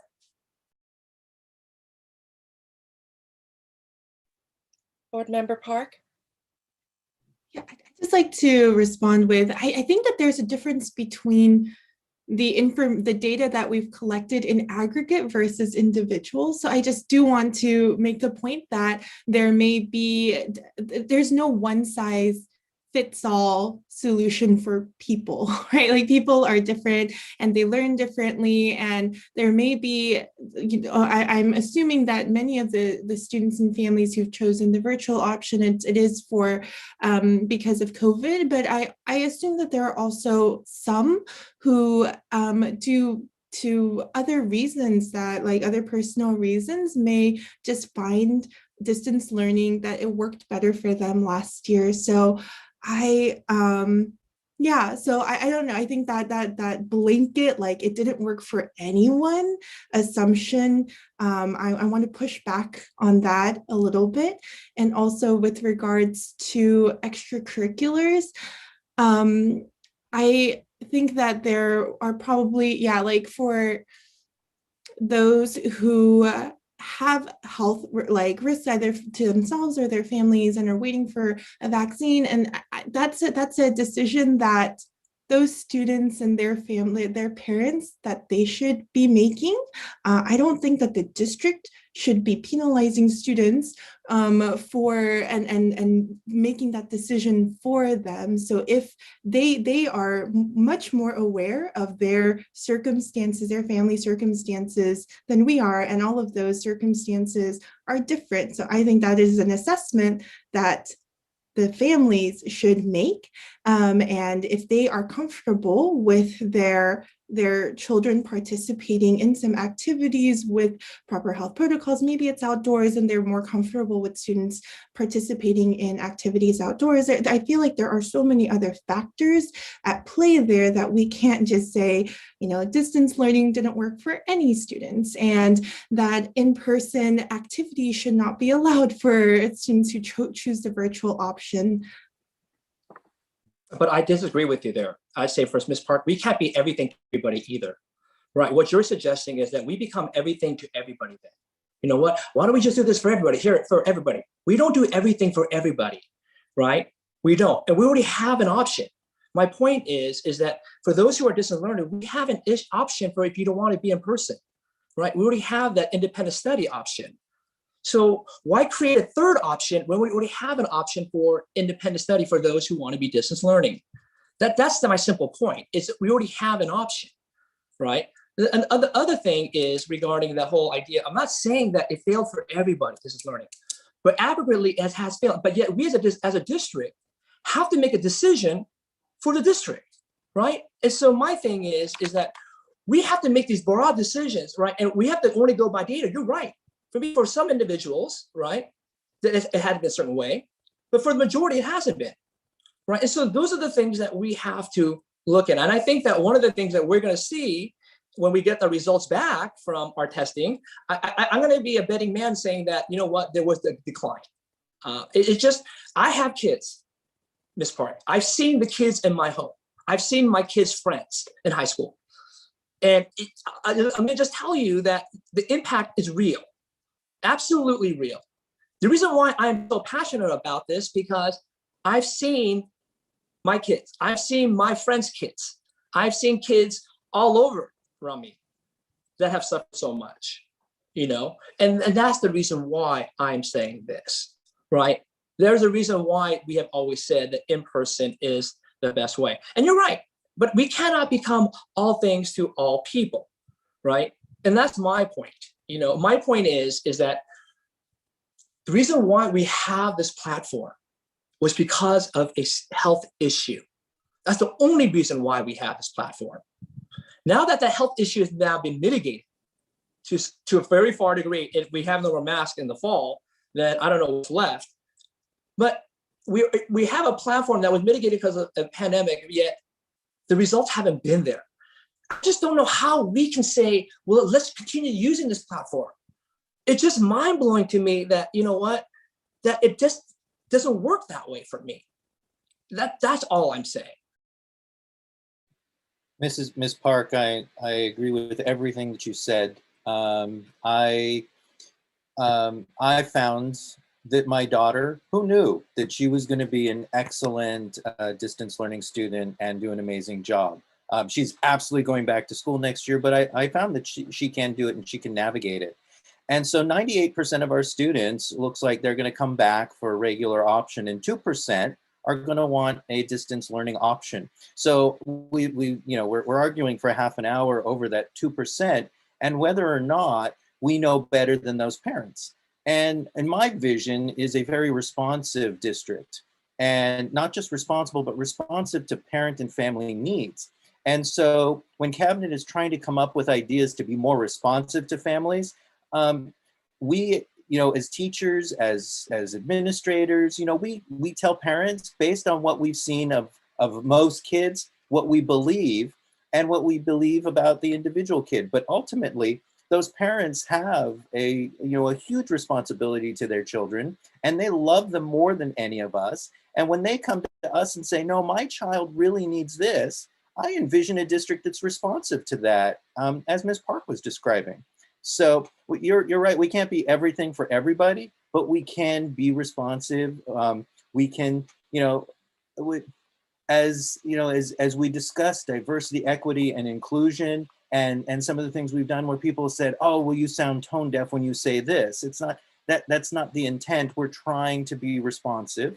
We're trying to learn because we're a learning organization, and as such, accept that things are not always black and white, that there's a great deal of gray, and that we do our best to operate in that gray area. So yeah, no, I agree with everything that Ms. Park said. Thank you.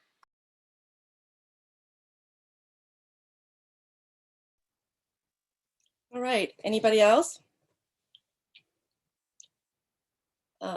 Dr. Stowe, you're good. You do get the general direction of the majority, so. Yes. Thank you. Item number 11.3, approval of the Expanded Opportunities Learning Grant Plan adoption. Dr. Crumpy, Dr. Stowe? Yeah, actually, I just want to briefly thank Dr. Crumpy and Dr. Butler and all of the people that have spent countless hours putting this together in a very short period of time. And just the information that came very late after the announcement of the dollars that were going to come, and then to be able to have to pull together a plan is quite a bit of work behind the scenes that most people don't see. And so the beneficiary truly are the students that will receive the services, but want to thank all of our staff for the work that they've done to prepare this. So with that, Dr. Crumpy, I'll let you present the details. Thank you. Good evening again. Last fall, just a little history, we brought you the Learning Continuity Plan. And that plan outlined the state funding to support our schools during the pandemic. Tonight, we will then share our Extended Learning Opportunity Plan, a part 2, if you will, to support our students as we reopen schools fully this August. And I also want to thank Dr. McDowell. He has been hugely instrumental in this.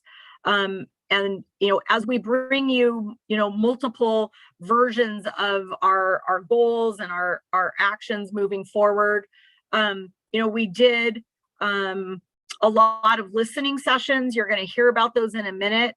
And we tried very hard to not confuse everybody by having federal listening sessions and state listening sessions and LCAP listening sessions. And instead, we just tried to listen so that then we could put the plan, put the suggestions and the needs, where they best fit. So you'll be hearing more about some of the federal pieces and our LCAP in a month at our June meeting. So tonight is really specific to the state monies that we are receiving. They take effect as soon as you approve them, hopefully tonight, and expire next July 31st, 2022. So with that, Dr. McDowell, oh, I think Gil, one more slide. I see I had some cute kids on here that were supposed to be up here while I was chatting, and I didn't get I didn't get Gil to move the slides up. So with that, Dr. McDowell. Okay, good evening. Thank you, everybody. This is a slide that you saw in a almost identical version at the Wednesday LCAP board workshop that we held.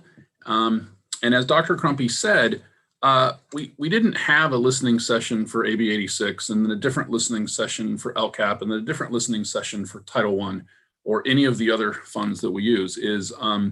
We listened to everything that they had to say and took it upon ourselves to figure out, all right, which pot of money can pay for that? And so we really got broad, very valuable input from all of these groups.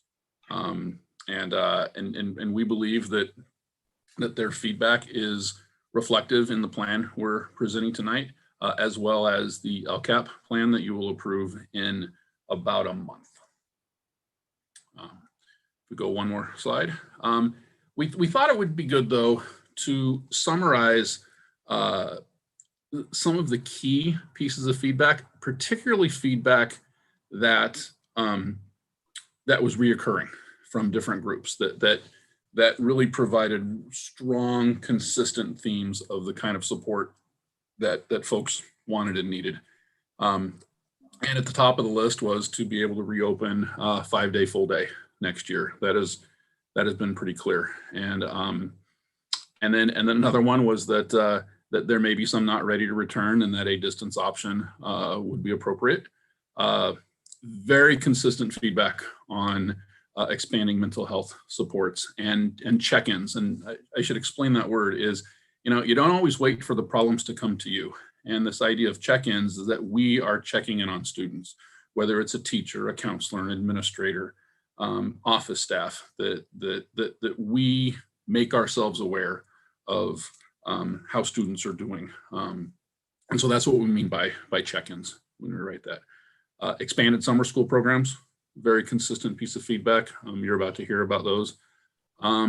This idea of re-engaging students. A lot of students have been out, even though they've been back for a little bit. A lot of students were out of school for over a year, and you heard Dr. Crumpy refer to soft skills early on. What we really mean are re-engagement strategies, socialization behaviors, and you'll see in the plan that we're going to get at these by offering interactive learning experiences for students. And then, of course, during day supports as well as extended day supports. Time in the morning, time after school for students to get additional support. And as always, an increased focus on the needs of our most vulnerable students. And particularly when you see the LCAP, the supplemental monies that we get from the state are for our low-income English learner and foster care students. And those are the types of most vulnerable students that we have. There are others, of course. That we want to continue to engage and involve parents in best ways for them to support their students. And then provide continuing staff training to identify, that's related to the previous comment on check-ins, and support students with their needs. And that includes trauma-informed counseling skills, re-engagement skills, plus the ongoing academic support that student needs. And then also, though not appearing in this plan, this idea of diversity, equity, and inclusion training and culturally relevant teaching and learning. So that's not representative of every single piece of feedback we got, but these were a lot of the big, broad, key main items that we heard from multiple groups, and thought it was important to share those with you this evening. For the AB 86 plan, there are 7, they're really probably called allowable areas. We don't have to do all 7 of these, but you will see that we have actions that fall into each of these categories, whether it's extending instructional time, accelerated learning opportunities for students, additional supports, technology and connectivity, graduation and college eligibility, this idea of other academic supports, which is really the catch-all for everything we want to do that makes sense for kids. It can go into that category if it doesn't naturally fit into one of the other ones. And then staff training, particularly in the area of social emotional needs. So those are the 7 areas. And we've got a slide for you on each of those areas now that we're going to share. And I have the first one. This is area 1, extending instructional learning time. This is the additional time that students have to learn. And obviously, you just heard a lot and discussed a lot about our summer school offerings. And something important to note about the summer school offerings, that $1,300,000 that is at the top, that is how much from AB 86 that is going towards summer school and before and after school intervention during the year. And so that's the amount in this particular plan. But we have other monies that are paying for summer programs. If you remember from the learning continuity plan in the fall, because federal monies last a little longer than state monies, we set aside the year 1 monies for summer school, not knowing in the fall that we were going to get another pot of money. So those monies are also going towards this summer. And then when you talk about English learner programs, we have federal Title III money for newcomers and for English learners that have always paid for these programs. And so it's probably close to double this amount when you add in all of the existing pots of money that have traditionally supported summer school. This is supporting increases and growths in both the summer opportunities as well as additional supports during the school year. So next slide, and I am turning it over to Dr. Crumpy. Okay, and so this very large pot of money really goes to hiring the additional staff K-12 so that we can ensure that we have the maximum class size to meet DPH guidelines. And so that's a large pot of this money. We are looking at a 26-to-1 allocation for the elementary school and at a 30-32-to-1 for the secondary. And quite often, especially at the secondary level, we have lots of kids in some classes, so we can have less kids in others. And so it's an average that is utilized within departments so that they can ensure that they've got, especially for some of our EL students, and often in foreign language, there may be a number of students in foreign language, and they opt to not have to have a combination foreign language class and have a very large French 3 class, so they can have a 2 separate French 1 and 2 classes. Well, we can't do that with current guidelines. And so putting additional staffing in place so that there will be a maximum of 32 secondary students in a classroom is really a large pot of this money. And then as Dr. Butler mentioned, the furniture that we're ordering to go along with that or have ordered, and then additional intervention staff. One of the things that we have heard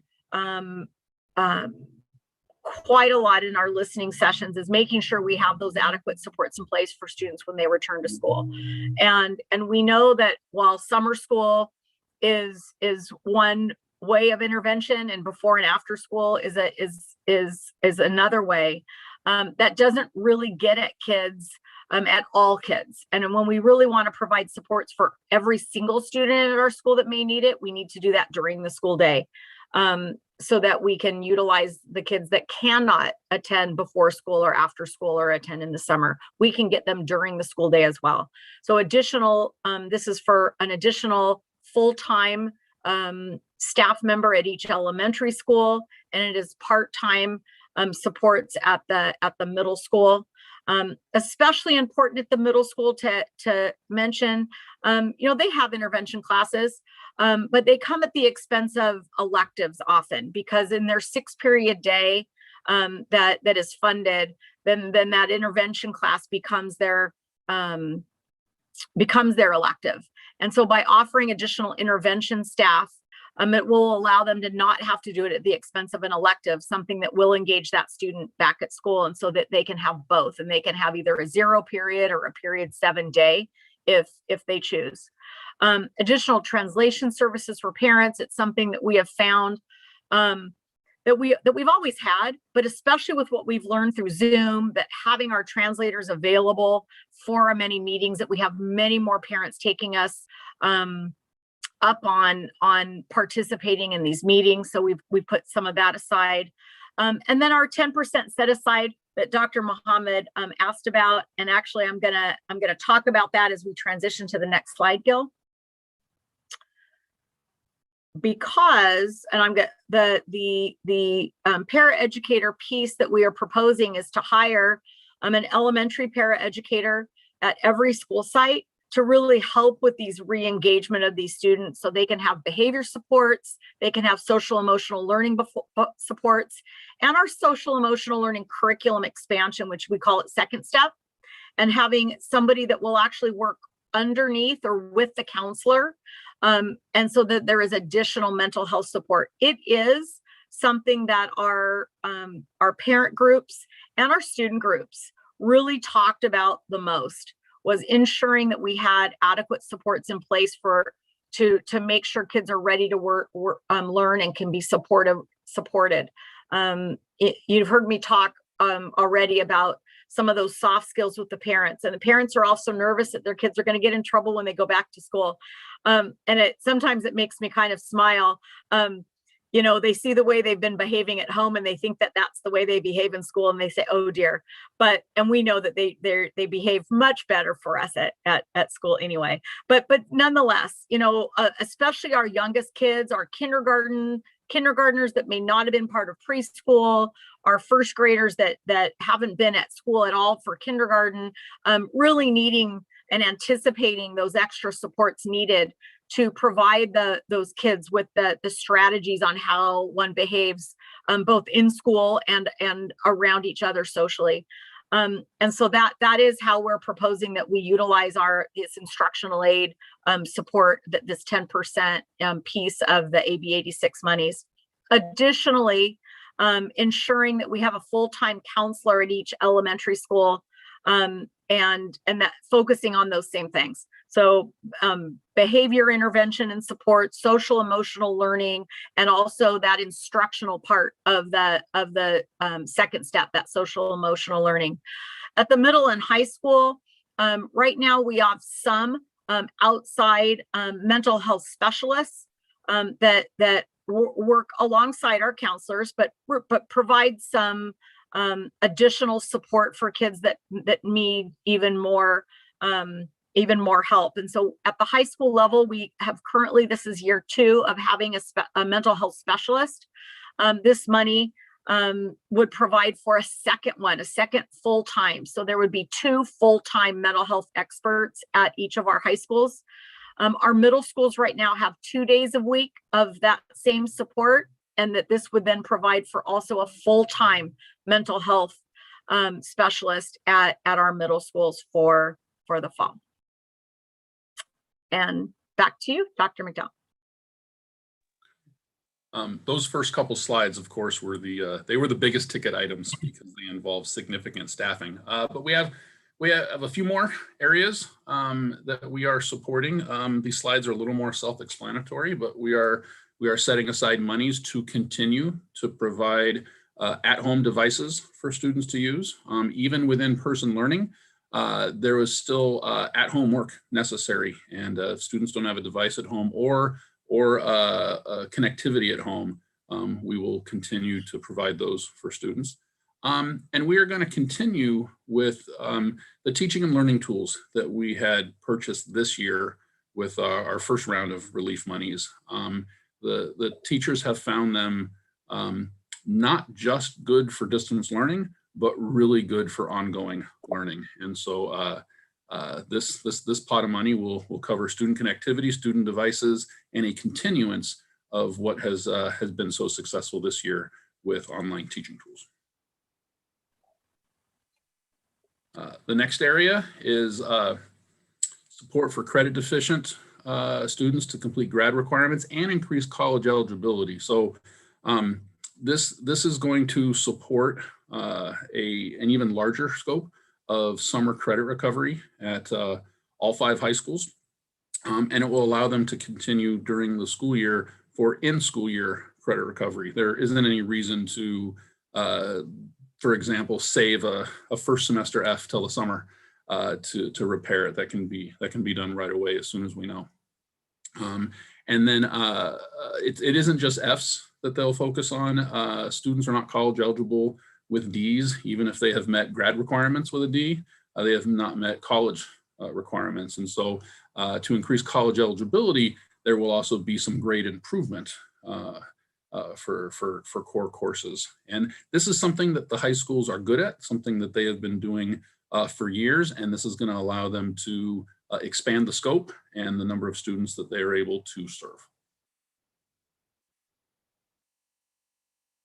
And then the small number on here may be initially deceiving when we talk about distance learning options. And this number would really be for any kind of operational needs related to distance learning, because as students select a distance learning option for next year, even if it's a very small number of students, it'll be staffed with our current staffing. It'll just be with teachers who have been assigned to distance learning within the same appropriate ratio that they would have been if the students were in school. So distance learning involves a shift of which teachers are teaching which kids, but it doesn't involve the hiring of additional teachers. So thus the small amount, and these would more be related to support type services that may be associated with distance learning. And then I believe the last slide is back to Dr. Crumpy. Thank you. And you know, with also not a small amount of money, but smaller than some of those big first slides, is to provide strategies and training for our students and families. Wanting to, we have had trauma-informed professional development, but really wanting to have not only a refresher, but a re-engagement specific to the pandemic and returning from the traumas that our students and families may have had, so we can start the school year with some strategies and some look-fors. And also as we focused last school year, most of our August training of our staff, although with how to do the technology, was really how to engage students. And so, you know, similarly, we want to provide opportunities for our staff on how we re-engage our teachers, paraeducators, and school staff. In fact, our paraeducators, there's 3 additional days of training, and so with thus employment for them in this plan, you know, moving forward, so that we aren't taking them away from days that they're already working with our students, and we can give them that training outside of that time. And you know, with additional work, and we've got to look at what some of our data is. We are finishing our annual EL testing this year, so we will have that data very soon. And so focusing on these kids and what our data looks like as we finish this school year and spend some time this summer analyzing that data, and then really having that focus on that training. A lot of that, you know, you heard me talk about collective teacher efficacy at the Wednesday board workshop. You know, really re-engaging our teams and PLC teams as they get back together in person, and having them focus on disaggregating their data and looking at these students so that we can best meet their needs. And finally, you know, as we've all kind of mentioned before, you know, the technology that was needed as we had to pivot very quickly to distance. We learned a lot of really good things, and we want to take the good and really emphasize it and retrain on it. So as we return to the classroom, what are those strategies to use technology to best help our students and help our teachers best instruct? We don't want to forget those, and we want to really capitalize on what we've learned. There are some unintended consequences of the pandemic, and one of those is that we have definitely added instructional strategies to our toolkit. So we want to continue the PD in that area.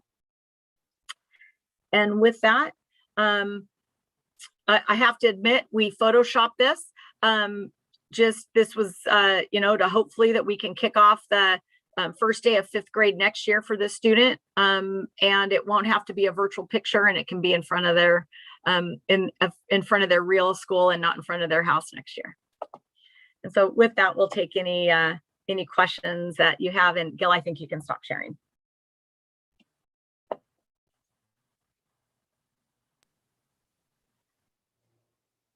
Does anyone have any questions?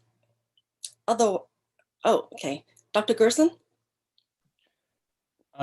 Just really quick. So I was thinking about the social emotional supports, and I was remembering pre-pandemic how we were really engaged in having counselors go see students, and we had a joint program with the Sandy Hook Promise. Is that something that's coming back right away, or is that something that has to be postponed a year? We've gotten a little behind because I know we were going to move to different grade levels each year. So if you could just talk about that program a little bit and where you think that's going to come back. Got it. So there's so many components as part of the Sandy Hook Promise. So the start with hello piece, yes, the assembly piece. I think that's part of that re-engagement. So I hope that comes back right away in the fall, because that's very important part of re-engagement. Dr. McDowell talked about the risk. He didn't call it a risk assessment, but part of that is our risk assessments that we do annually. And I think we've even expanded on that. So we're going beyond the formality of that process of Sandy Hook, and want to do those check-ins. So that's what Dr. McDowell called as far as check-ins, and doing those more often. We had success. We actually made it a part of our registration process in the fall and asked families a few questions, and then we're able to get a kickoff follow-up. But our distance learning, like at the elementary level, our distance learning platform actually had those kinds of things woven in, and even our blended learning teachers, utilize those, and we found them very helpful to check in different ways. And so we hope that that's not even the I don't want to say perfunctory, but very important and necessary part of Sandy Hook, that we even have expanded on and made it a much more robust check-in process that we want to continue to have. The second step learning, the K-8 piece of the curriculum that we go in, we are really hoping that with the full-time counseling staff, especially at the elementary level, the middle school level, part of our LCAP actually has full-time counselors support. And then with those instructional assistants, that we will be able to do more of those. Part of this and part of there's pieces that we put into here, but then there's pieces that we have penciled in the LCAP are also to buy any of the additional curriculum at the school sites, so that we can do those at more grade levels or at every grade level. Thank you. That's absolutely part of the plan. It's all part of the Sandy Hook Promise. Thank you for connecting Dr. McDowell's Yes. language to the Sandy Hook Promise language. Yes. The only other thing, again, I want to keep it really short, but when you do some of the trauma-informed PD, would you link me in so I can observe? Oh, absolutely. I'd like to see that in person. Thank you. Absolutely. Board Member Park? Yes, I also had questions related to integrating student supports. I know that at a previous meeting, we had discussed the suggestion of safe spaces for students. Is that integrated into the plans? at all? Yeah, I apologize, I didn't go into the detail here. And that's exactly why having that second additional behavior support specialist will allow for that supervision, if you will, of those safe spaces. And so that's absolutely being integrated. Especially at the high school level, we're going to have the conversation at the middle school. We haven't moved in that direction yet, but yes, that's absolutely part of that plan of having that additional staffing. Yes, and will the counselors and therapists, additional staff also be training students on providing peer supports in addition to providing individual mental health and counseling services supports? So I would need to get some of our counseling experts together and get back to you. That wasn't something specifically funded in this AB 86 plan. Is that that additional student training piece? I would need to go back into our mental health department and ask them and get back to you on that. Yeah, no, I think it's really important for us to also equip students with the skills to be able to, in addition to finding the support that they need, being able to support one another. So I would love to be able to see more of that. Thank you. Dr. Mohammed? Thank you so much, President Liu. I know we're doing so much, in terms of our summer school program or one-time money and hiring staff and doing all these, expanded summer options as well as extended, days and interventions. Aside from a parent survey asking, who wants to come back in person, who wants to go DL, or just notifying people that, hey, we're going to go full day every day starting August. What type of a holistic parental communication are we doing, informing the community of all the things that we are doing to make sure that, we are ready to go and full blown with all of these types of opportunities for students? Are we doing it a decentralized communication through principals and through weekly communications to parents? Are we doing it through social media? What's our plan to inform our parent and our communities of all the great things that we are doing to help prepare for the upcoming year, aside from our survey that, hey, we're coming back, which option would you like to go, or some basic communication? There's a lot of good stuff, and people need to be aware about all the different things that you're doing. No, absolutely. So the first piece, as you mentioned, is the letter that we hope to have out tomorrow, that announces the full return, and then asking them to make an option by June 1st or make a choice if they want distance learning. We meet with our elementary principals tomorrow and our middle and high school principals Wednesday, and this plan and those supports are one of the top things on the agenda, so that we can start discussing that piece. And the DCC committee, made up of a parent from each of our schools, that committee meets on Thursday. And so this is the topic of their meeting. So if they're listening now, they're going to get a repeat session on Thursday, and so that they can in turn go back to their school site councils and their PTAs and their LMACs, and do that communication. But I think you bring up a really good point too, that we can all work with Tammy Kahn on how we also get the word out in even many more ways. I think that's a great idea, Dr. Mohammed.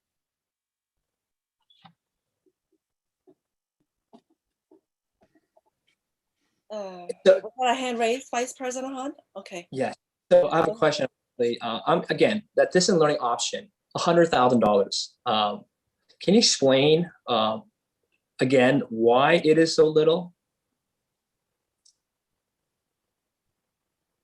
Dr. McDowell, do you want to? Sure. We'll just give you a sample scenario. If 25 first grade students opt for distance learning and we put them in distance learning, the teacher that those 25 students produced as far as funding is going to go with them into distance learning. So because whether we move students here or there or wherever, it's not a growing pot of students. And so it's just a reassignment of staffing to match the number of students who have gone into distance learning. So there are no staffing related costs to distance learning. That $100,000 really is simply there. We may do a little more platform work. It may include some additional PD. It may include, if there are any unforeseen costs. But the reason it is so small is because a student who chooses distance learning doesn't require a new teacher to be hired, just a teacher to be assigned to them. I hope that helps. I understand. I appreciate that. But again, we chose now to have virtual learning again. And you just basically said, it's like, well, we can't really do much. We can't really add much. We already have the teachers, And so we talk about a robust distance learning, right? And so my question is, well, what does that look like? What are we going to add to what we have done this past year? I'm curious, because if we're going to do a robust virtual learning, I think we're going to need more than 100,000. I think that, let's invest in this. This is why we discussed about the possibility of a virtual academy, where let's shake this thing up. If this is what we want to do as a district, let's shake it up. Let's figure it out. Let's put some money to what our decisions are going to be. When you put $100,000, and you're basically saying that it's pretty much going to be the same as it was last year, because it's not a lot. I'm just saying, is that what we're saying regarding this distance learning option? I'm just curious. Well, I want to remind you, we actually, if you go back to the learning continuity plan, that there was quite a huge investment, and we took almost every single resource teacher specialist that works in the educational materials building and utilized them all year long to develop this distance learning. And so that was a huge investment. Our surrounding schools just purchased an ready-made program. When we started looking at this last year, about this exact time, when we thought, they're not, we may not go back. And right away, we started looking at these platforms. Our curriculum specialists came back and said, this is not good. They're all at what we call depth of knowledge, DOK level 1, meaning very rote answering of questions, and we can do better. And so at that elementary level, we have spent quite a bit of resources and money, of learning continuity money to develop that plan so that we can utilize that and continue that moving forward. So we did invest. So obviously we invested in the past, right? Obviously we have to invest in the past, right? And so my thing is, if we invested that much in the past, don't you think we're gonna have to invest that much more going forward as well, because of the fact that things may change? And so to me, again, if we're gonna go through this way, if we're gonna choose this option, then I want us to put the money there. I want us to fund it the way that we need it to be funded, so that we can go forward. So my question is, my suggestion is that if summer school, it doesn't turn out to be as many students as possible, we may not need all those funds for summer school. Can we allocate some of those funds then toward this area, to distance learning? Because of the fact that we're budgeting our summer school based upon what we're projecting students, and right now we may be lower than what we projected, so we may not need as much. Can we redirect some of those funds from that pot to distance learning? My thing is, obviously we gave direction today, so we're gonna give that direction. I want to be able to support that direction, fund that certain direction, give more, somehow more like I said, if we're gonna go this way, then let's invest in this, and I don't know what it would take, but yeah.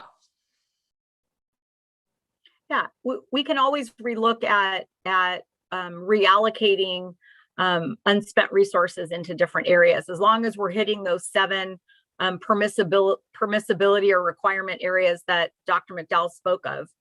We can always readjust the for anything that's not expended. And Mr. Hahn, I would add, and maybe it's a little bit deceiving in where we put them on slides. The slide that had 800,000 for student devices and connectivity and teaching tools, 300,000 of that 800,000 were the continuance of the online teaching tools that teachers found so effective this year and would be effective for in-person. But that is also going to be the primary tools that the distance learning teachers have at their disposal. So it even in this budget, it's more than $100,000. It's another 300,000 in tools that they can use to effectively work with the students from home.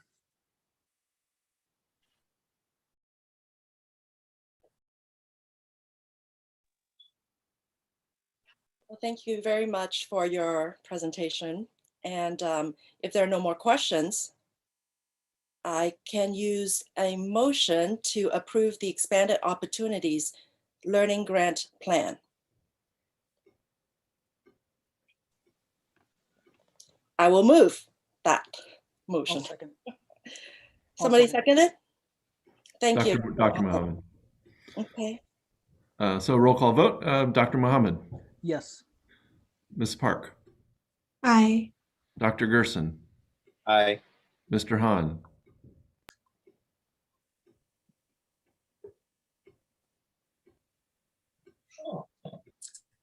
Aye. President Liu. Aye. Motion passes unanimously. Okay, we are moving on to item number 11.4, in-person board meetings. And this is an agenda item that was requested by the board, namely Dr. Gerson and VP Hahn. In my opinion, returning to in-person board meeting is a very timely issue. We have been meeting online for 14 months now because of state and county orders that recommended we work remotely to reduce the risk of infections and of spreading the COVID-19 virus. As non-essential workers, we were able to use technology to accomplish our jobs on the board without meeting in person. When Vice President Hahn brought this agenda item up about 2.5 months ago, many people had not been vaccinated yet, and the infection rate was still a concern. Now the circumstances are completely different. Los Angeles County has moved to the yellow tier, the least restrictive tier. Our county's infection rate is dramatically lower than before. Most people who want to be vaccinated have been vaccinated with at least their first shot.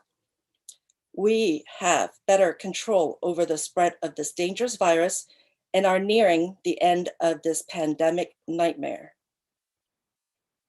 Now is the time for our board meetings to return to normalcy and to be conducted in person. For me, the remaining issue is whether or not to continue having Zoom or other technological platforms be available to our community so that people can speak remotely, or whether or not we are going to require everyone to show up in person to make comments like before the pandemic. I believe we should continue to allow members of the public to speak remotely during board meetings.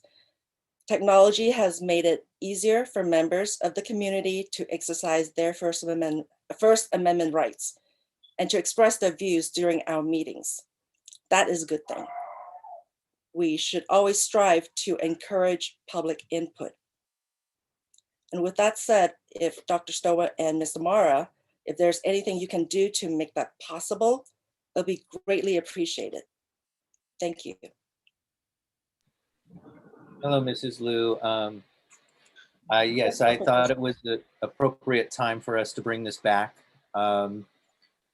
We don't know what June 15th holds in the governor's announcement, but we suspect that capacity restrictions will be reduced or eliminated, and many other things, allowing us to act in a more normal manner.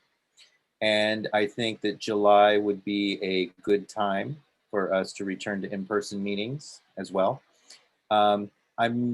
This is the first time that the issue of technology has been brought forth, so I'm interested in hearing that conversation. I've been told that most of our districts who have gone back to in-person have gone back to the the original Brown Act rules and how business was done. So it'll be interesting to see if we advance that or go back to our old ways. I am hoping that we can rotate using the different performing arts centers so that we have a larger space for people so that they can feel safe and they can feel comfortable coming to see us do our business. I'm not quite sure what that would entail if we have people on through Zoom and how we would see them. Would we be expected to all have our computers in place? Would we be expected to be in person and also Zooming on our computers? So there are a lot of technology questions based on what you posed to us. So thank you. Thank you. And that is the issue that I want to ask our technology officer expert and see if we can do something like that. I think we have talked about having our board meetings rotate in different performing arts center before at a previous board meeting. I also think it's a very good idea. I just want to make sure, again, we're going to have to, ask Mr. Mara on this, whether or not we can still have it live when we have it at performing arts centers. And if we can have audience speak on Zoom while to put their input, to give their input during oral communications for the public, and have the rest of the meeting be conducted just like how it was before. So just like before, except for Zoom for the audiences. If you can look into that before some next meeting would be great, or next meeting, since next meeting I believe is a recognition meeting. That's what my request is, if the board agrees. Yeah, I can explore all those options, President Liu, with Larry Garcia, who is our audiovisual expert here in M&O. I work closely with him, and we've already picked up a couple of technology pieces that I think we can use to meet those goals. We have to test it out, right? With all of the technology, it'll be a first time if we try to do this, so I can't promise that there will be no bugs, but we will give it a try. So I'll get back to you and we'll explore all the options from the technical side. Thank you very much, Ms. Mara. Much appreciated. VP Han? Just a quick question and thought. My question is, you're assuming that people are going to come in, but my thing is, I disagree with that. If we have Zoom, why would they want to come in person if you could just see it on Zoom? My thing is, it's so much easier. They don't have to drive. They don't have to try to figure out where to go. They just click on. I think actually Zoom would be having it will hinder the in-person. I think that just for the sake of convenience, I just can't imagine people. It's already hard enough people to come to board meetings before pandemic, right? And so we give them an option of Zoom. I think that's going to be another additional obstacle for them to come in person. I just don't know. I personally think that if we offer the Zoom option, I think that people may not come just because there's no need to come anymore, because you can just sit at home and drink your wine and participate and just ask questions. That's the only thing I wonder. I really wonder. That's my point. And that's why when I say in person, I think that, when we're in person, that people really want to have an opinion or really strong about it, they will come in person. But I think that if we're in Zoom and we're the only ones there, then I'm afraid that we may decide just to go Zoom all the time then at that point, So again, this is a question of what do we want to be, So my thing is that Zoom is convenient, and I really have a feeling that because all those high school kids, they're not going to want to come in person. They'll just, figure out another way, trying to figure out how they can get their thing signed off, right? Unless we make them come to get signatures from us. I don't know. But that's another thing. I just don't know. I'm just kind of curious what you guys think about that. Would you go if it was Zoom? If you had the option of Zooming in, going in person, what would you do? I think all of us would say Zoom. Thank you very much for your input, Vice President Han.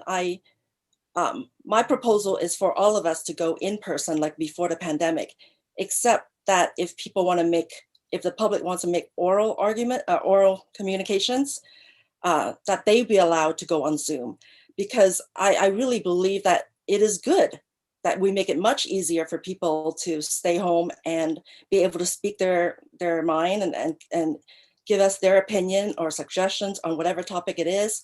I greatly encourage people to go do that. I don't really, I love being with people, especially all of you, but I'm not going to require the public to come into the room with me to be able to make their say. And in terms of the high school students needing us, I think they still need our signature, so they probably will come. And we've always had live YouTube meetings where our meeting is broadcast live on YouTube. We can have that option continually, and also the Zoom method. Just giving more options for people. They can still come to the boardroom and write on the card. But just again, like I said, I have no problem having people have input, right? I just have a bad feeling it's just going to be us there and everybody else on Zoom. That's all I'm saying. That's what I'm saying. If that's the case, then what are we going to do? Then all we're going to say all of a sudden says no one's showing up. We're going to just shut off Zoom so that you guys can come in person. That's kind of weird too. My thing is, I really do feel that the audience would rather just stay at home and just communicate via home while we're just in person there. I'm just saying, if we're okay with that, that's fine. But I think the reality is, outside of high school kids who might need a signature, a lot of people might say, you know what, it's a lot easier for me to stay home. I can just call in, write my note in, whatever, and just do it that way. And then we're just going to be there by ourselves, all cabinet, and then we're going to be stuck, because then if we decide to say, you know what, this is kind of weird, then either we're going to have to go all Zoom, all of us, or we're gonna have to say, you know what, we're gonna cut off the Zoom. That's gonna make us look like we don't want to hear public input. That just puts in a very precarious position. That's my only situation that I'm stating here. So all I'm saying is that I feel like we have so many people come on because it's convenient to come on. This is why Zoom, it's all about convenience, right? It's just convenient. Even now we're talking about PLC meetings. Let's just do Zoom so that we have to come face to face. It's just more convenient. And so my concern is that if it's only us, a cabinet, us, and in a room, in a performing arts center, and maybe 1 or 2 people in person, but yet we have 80 people on Zoom, at a certain point, we're gonna have to wonder, like, is it worth for us even to show up here like this? Do we just go all on Zoom, or do we shut off Zoom so they will come? That's gonna be a weird situation that I think that's not gonna be a good situation. I say we just go back to the way it was. Let's not give that option. But again, that's what I just think is weird that way. I just don't know what you guys think, what you guys perceive happening. Do you guys think that people will come if there is a Zoom option to a board meeting? I don't know. I'm curious to see what you guys think. Yes, thank you again. I am very open to hearing what everybody else thinks, and thank you for your opinion and voicing your concern. That's exactly what I want. I want it to be convenient for people to be able to speak from home.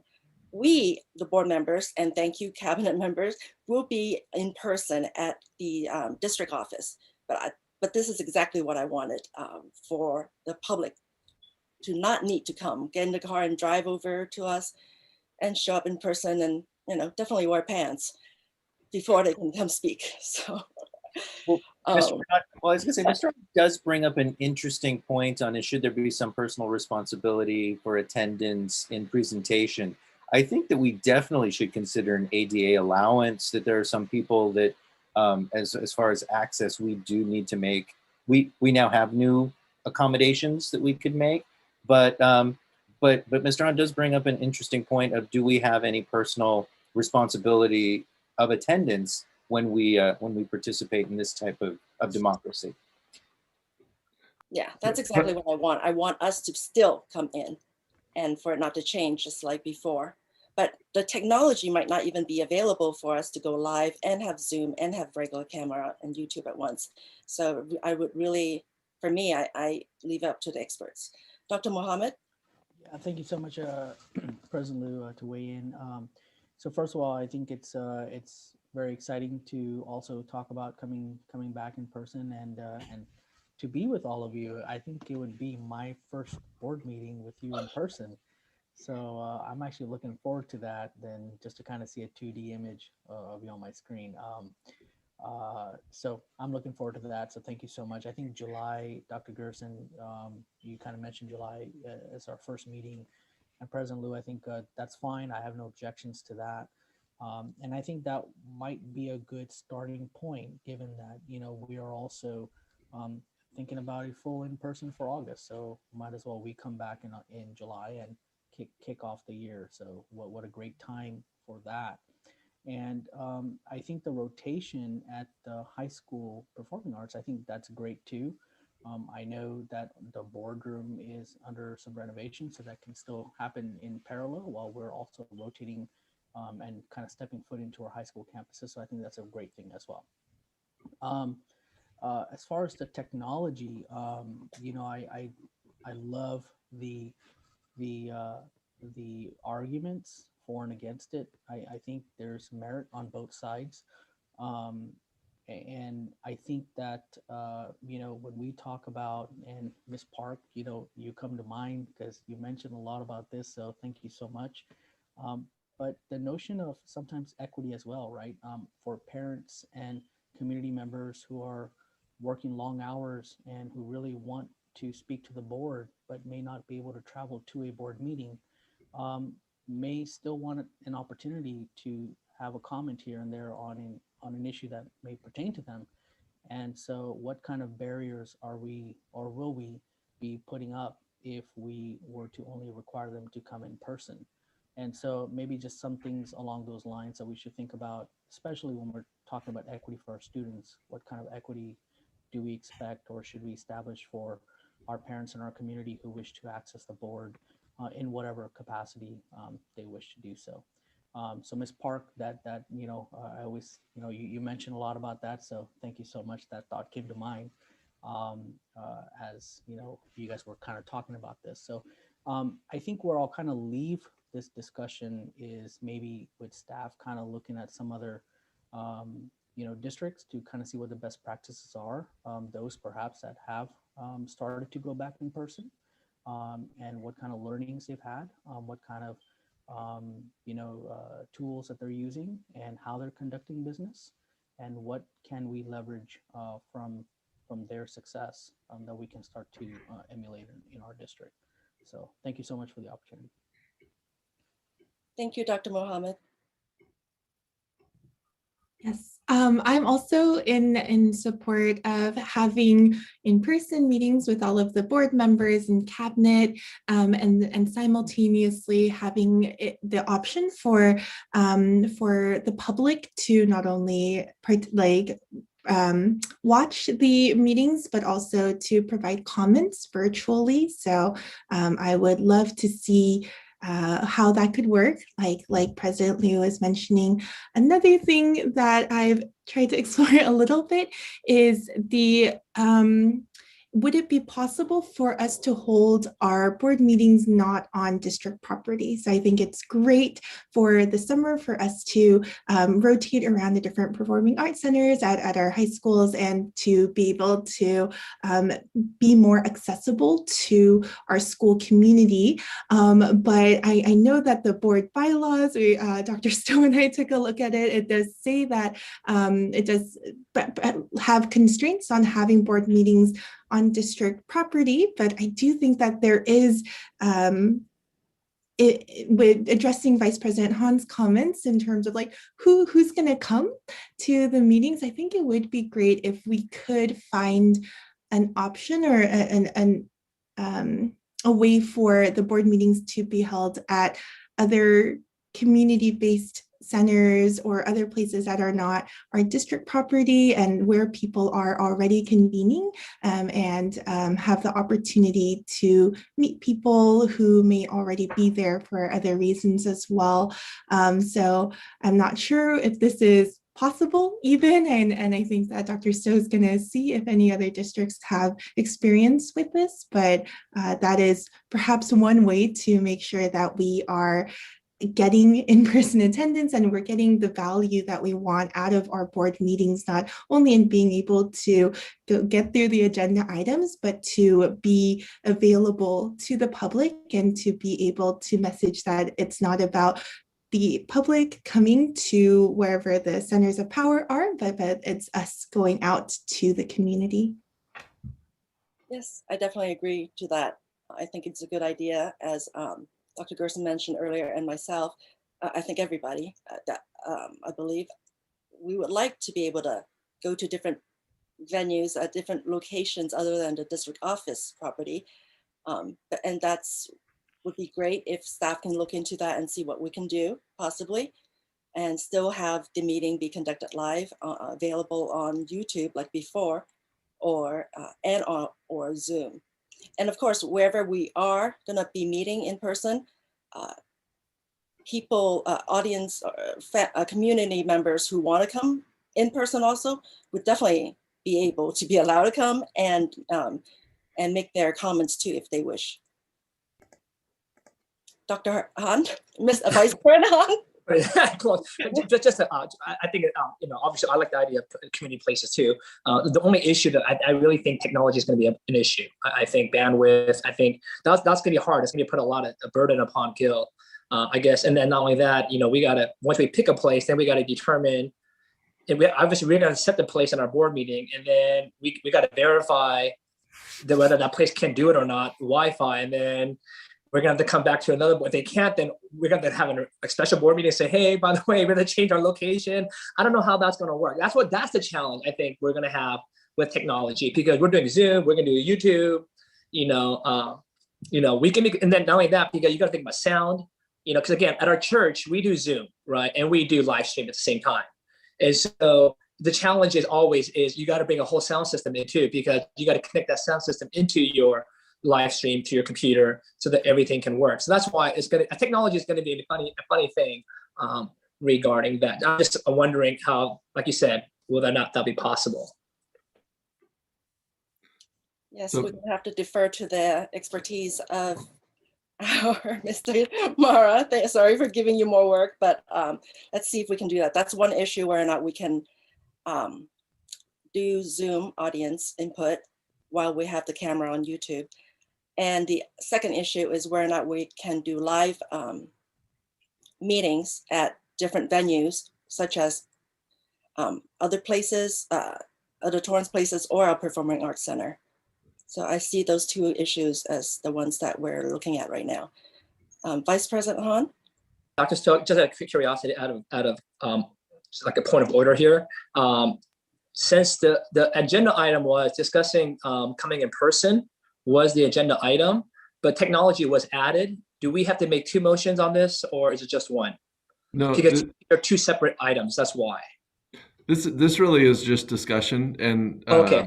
So in listening to all of this, so this is what I'm thinking. So let's start with step one.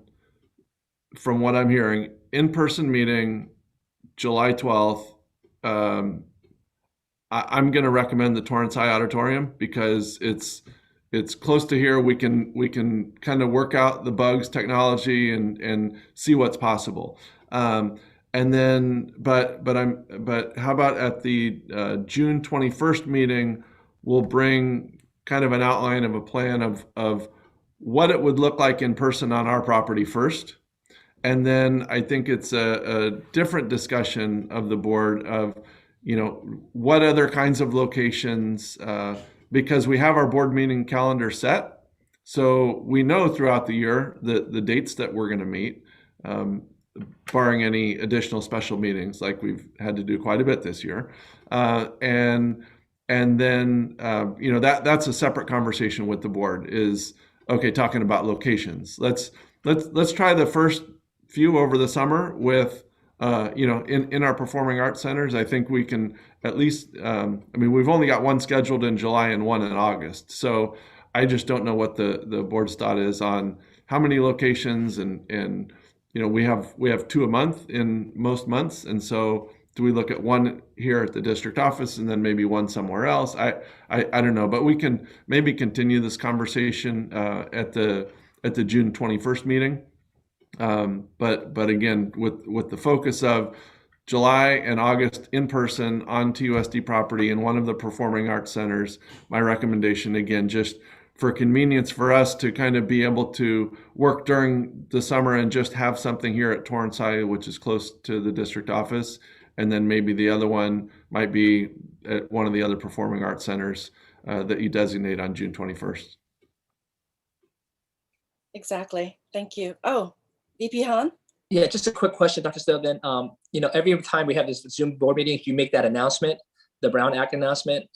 So this all depends on that too, right? If they don't make that special allowance, then would it be a moot point then at that point?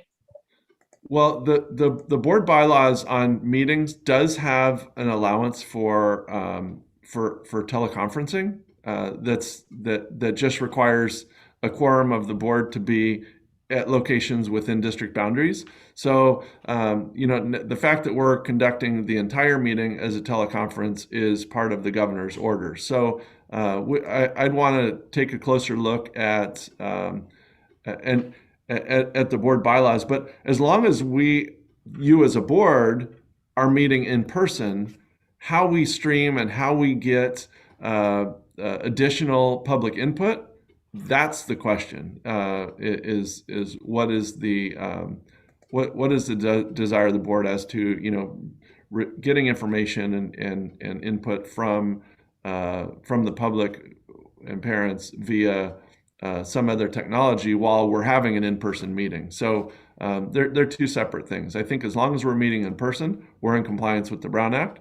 And then how you take input is, I'm not sure if there's a legal requirement around that, but I'll certainly take a look at that. And the reason why I asked that is because the issue that I have with Zoom and the Brown Act is we can chat with each other without the public knowing privately, right? That's an issue, right? That's the concern that I have, right? So I can literally text like three of you guys, say, hey, what do you think? Right before we make a vote. That's kind of weird too, right? And so again, we're just creating a situation. I don't know, but yeah. My whole purpose is just to increase public participation. And I think it's one of the silver linings of this awful pandemic is that we see how far technology can help with our daily lives. If it makes it more convenient for people to speak, then let it happen. But again, none of this, we really have to see where or not we can do both at the same time. So all I want, the intent is to have make it easier for more people to participate. How come this doesn't have to be a motion though? I don't understand why this is not a motion. We made a motion last time about me bringing us, I tried to bring it. Oh, we had a discussion about that. We didn't put it to a vote, right? That's right. Okay. I'm hearing 5 people say in person July 12th. Sounds good to me. Oh, okay. And more information to come as far as clarifying a lot of the nuts and bolts at the June meeting. Thank you in advance for looking into it. Yes, I'd like to clarify that the board members are not messaging privately during the meetings, or if they are, I've not been included in any of those. If you guys are okay, that's not been happening. In full disclosure, I sent the student rep a chat reminding her that she is welcome to participate, jump in, and make us all look bad at any time. That's very funny. Okay, so I think we're good with this item. Next one is item 11.5, approval of the proposed board policies update, March 2021 revisions, and this is the first reading. This we will need a motion. Has everybody had a chance to look over the policies? If nobody have any revisions, feel free to move to approve. I'd like to ask a couple of questions. Yes, please. 3452A, fundraising.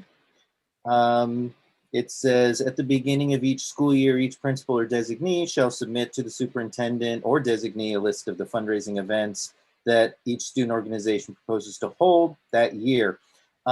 at the beginning of the year is kind of vague. How do we address that? What does that look like, Dr. Stowe? When does it get presented to you approximately? And when does it come before the board?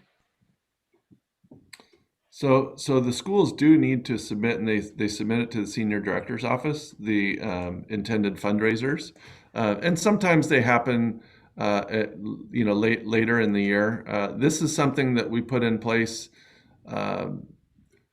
more recently. I want to say within the last 3 or 4 years, because schools were doing all kinds of fundraisers, and so asking them to be more specific into what they're doing. So I don't remember, Dr. Egan, if what occurred this year.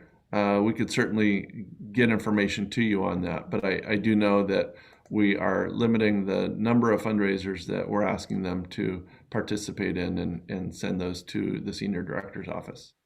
Would you consider beginning of year, first quarter, first semester, and then we won't see anything second semester, or how do you envision this being implemented?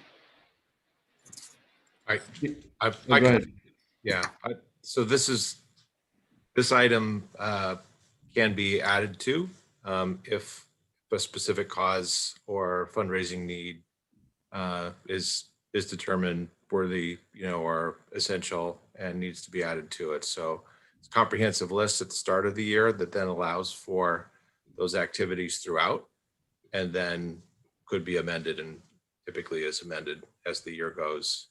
So when Dr. Stowe was mentioning specific groups,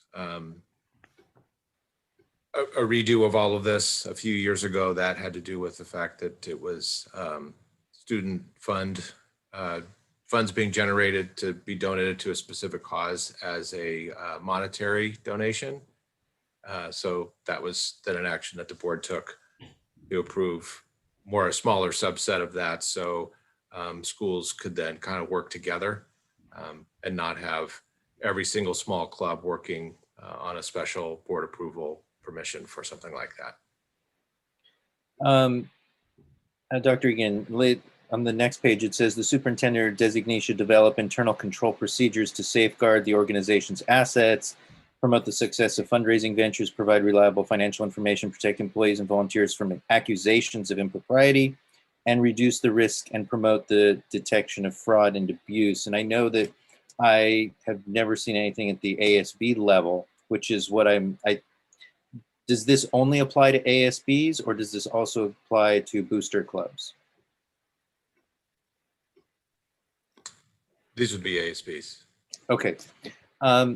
Do we have anything, or any type of protections to booster clubs like we do for ASBs, or is there anything else that can be done? Because that does come across the board, it seems like every year. There's always some kind of, or we say protect employees and volunteers from accusations of impropriety. I've seen accusations pretty much every year. So is there anything that can be done for booster clubs that fit within this policy for ASBs? I'll answer that. I don't believe so. Most of the booster clubs at the high schools are their own separate entities. We do require them to submit through Dr. Butler's office some information as school connected organizations, and that has been happening 6 or 7 years now is when we put that in place, and there's specific guidelines around school connected organizations. But maybe Dr. Butler can speak more eloquently than I as to the oversight of booster clubs, but most of them are their own nonprofit organizations. Correct. Associated student bodies. I was going to say, do we have any rules? Sorry, Dr. Butler. Do we have any rules that about employees and their participation as running boosters? I mean, is it solely that we have parents run it, or do we allow employees to run it? And does that change things? Typically, boosters and PTAs are completely organized outside of the school district. They are connected to the school. They use the name of the district to do their work, but they are their own tax entities. They're not rolled up into our financial accounting. ASB is part of our internal financial accounting. So that's the biggest difference right there.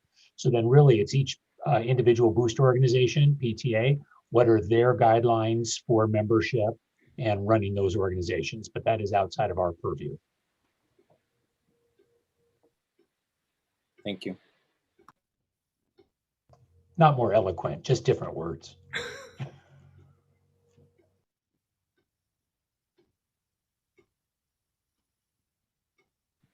Do you need a motion to accept the agenda I item? do. If there are no more questions or any discussion on it, I would need a motion.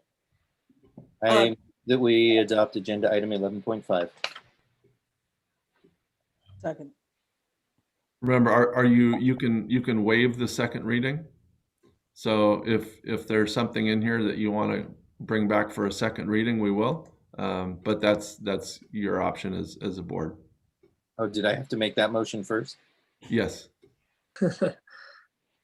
I waive the second reading of agenda item 11.5. Second. I mean, second to the motion, not second to the reading. Yeah, I think Dr. Gerson was just restating his first motion, the motion. So we don't need another motion to amend to accept an amendment and then make an amendment. I believe that's what Dr. Gerson was doing. So that sounds great to me. Do we need a roll call for this? Yes. Been moved and seconded. So Dr. Muhammad? Yes. Ms. Park? Aye. Dr. Gerson? Aye. Mr. Hahn? Aye. President Liu? Aye. Motion passes unanimously and the second reading is waived. Okay, now we are at consent agenda. Approval of consent agenda as a whole. All matters listed on the consent agenda are considered to be routine and will be enacted with one vote. There is no discussion of consent calendar items unless members of the governing board, public, or staff request that specific items be removed from the consent calendar for separate action. Does anybody wish to remove any agenda item out of the consent calendar? Board Member Park? Yes, I'd love to hear more about 16.5 and 16.7. 16.5 and 16.7. Dr. Gerson? I'd also like 16.5 pulled as well as 18.2. 18.2. And just make a comment that I'm surprised Ms. Park didn't pull 18.13. Do you want to hear about student privacy?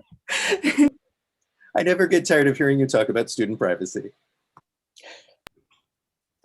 I also want to point 16.5 as well as 16.2. 16.2 as well. Okay, 16.2. Okay. And 16.5, yes. Yeah, everybody wants 16.5. That's good. 16.2, 16.5, 16.7, and 18.2. Anything else? If not, I can use a motion. 18.10, sorry. And 18.10. Yeah.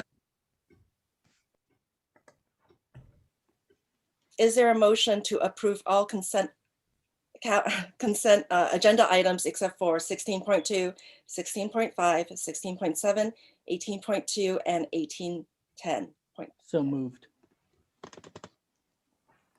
Seconded. Second. Roll call, please. Dr. Muhammad? Yes. Ms. Park?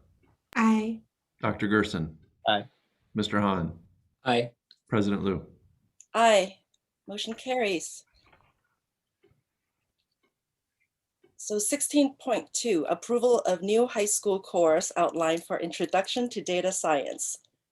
So obviously, Dr. McDowell, again, I'm so excited about this. Thank you again for making this happen. I just wanted to ask, so how many, is it offered at all four high schools? I forgot where it was offered for the plan, the data science, yeah. Yes, all four high schools gathered student requests. All four will be offering it next year. The 4 teachers have been identified and scheduled for their summer trainings. And I believe 3 of the schools will have 2 full sections, and a 4th school is kind of in between and working towards a 2nd section. So it's what we had hoped would be our first year offering. It's certainly enough for the first time teachers to bite off having 2 sections.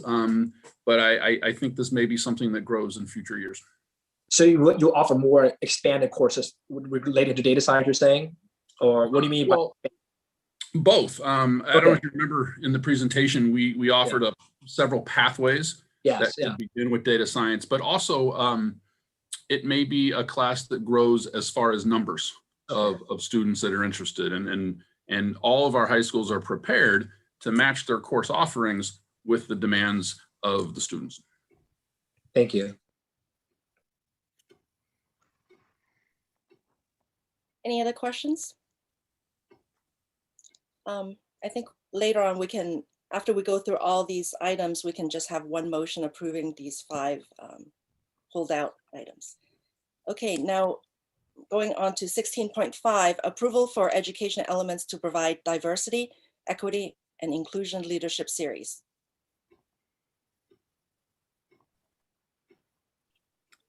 Dr. Egan, I think, is going to address this.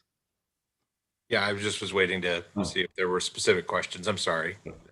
Yeah, there were a number of people who wanted this pulled, so I wasn't sure what the order was. But yes, I just wanted a little bit more background into what the purpose of these trainings were and the services that were going to be provided by Education Elements. If you could just provide an overview of the proposal and where it came from. Absolutely. So the proposal came from entity called Education Elements. We received their information on a recommendation from another school district in the Southern California area that's been in partnership with them for roughly about 6 months. And so we were able to use them as a direct reference. In working with the consultant representative for Ed Elements, we were also able to share quite a bit of information that we gleaned from feedback that we received from the board, from one of our recent board workshops on diversity, equity, inclusion took place on March 31st. So, you know, that was a really nice platform to leap off in terms of this discussion. We're also able to provide some insights into the culturally responsive teaching and learning series that many of our teacher leaders and administrators participated in. And as the board knows, even on the Pupil Free Day, we had Dr. Shiraki Hawley lead in with our middle schools about a 1-hour session to help build some reflection just on their own insights and practices that also resulted in a survey where teachers represented a great interest in learning more. And so that's kind of the background that got us to this point. In speaking with other consultants and working with a team of district level leadership, we came to this conclusion via the proposals that were presented to us that it was a good fit and one that we're excited and looking forward to taking some next steps over the next series of months to begin a more specific journey on looking at association with bias in our district, both from a personal reflection standpoint from those professionals in our organization that participate in these different sessions, but then also looking at more of the research-based practice and understanding as to what our own personal reflections mean in the scope of the organization as a whole. So we're going into it with a very open mind that we have a lot to learn. It's, as I said, this is sort of the discovery phase. And we'll take advantage of providing opportunities for teacher leaders in the form of program specialists and teachers on special assignment who provide professional development for teachers, as well as site level, district level, and administrators and classified managers as well. So we can really provide a lot of influence, once we have that experience take place. So that's the beginning of the journey. Some background. Any additional questions you have, happy to answer.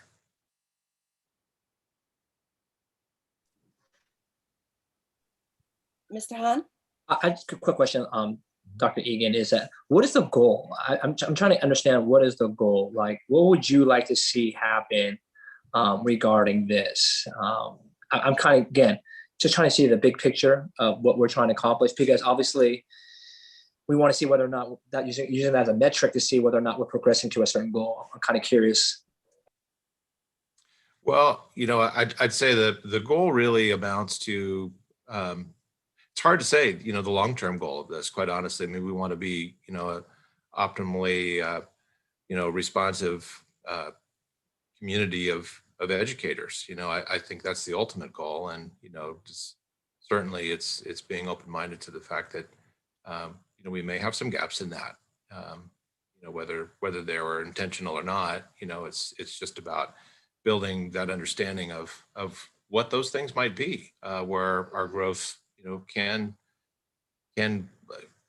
occur. And, this organization really is one that's well suited. It's a national organization that works with school districts in many states and has for quite some time now. So, we're quite confident that they have, a series of stages that, once we better understand what our needs might be, they could guide us on what those next steps could be. So, their pitch is, essentially a 4-part approach to growth as an organization, with regards to bias and some of those other practices associated with it. But we opted to take the first step and just focus on part 1, and then working through the late part of the fall and early part of the winter this coming school year, do a lot of sharing of data and our own internal trends with them as experts. So that's part of this package, is that they'll help us discover where we might need to go next. And so, as I said, it's that open mind approach, and sorry, it doesn't have a long-term specific, this is the measurable, but we believe that's something that we will be able to identify when we finish this first series. We're quite confident that's where we'll be. I'm just grateful for the fact that we're starting this. I'm really excited about it. So thank you. Welcome.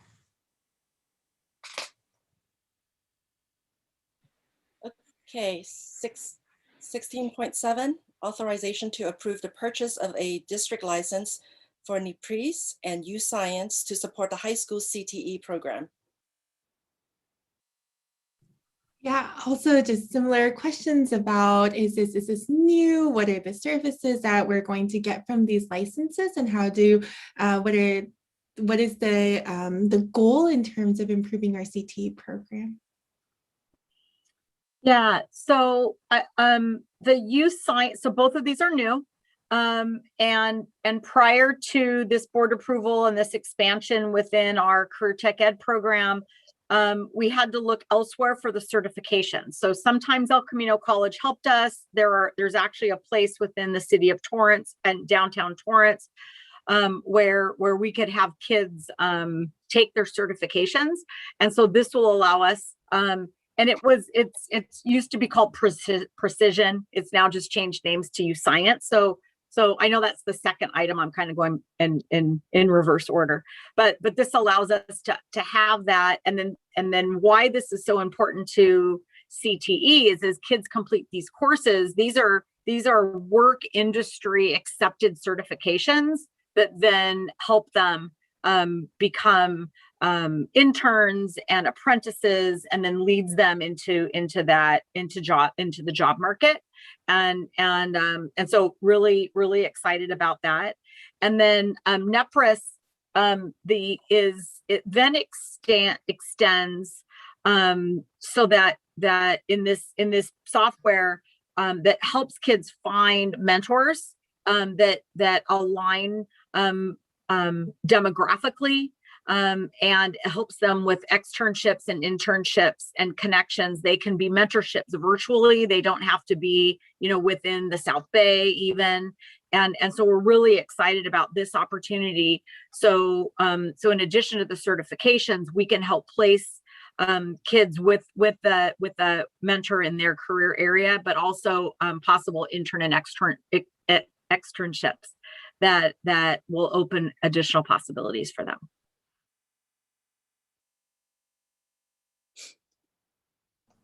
Thank you very much. Very exciting. Thank you.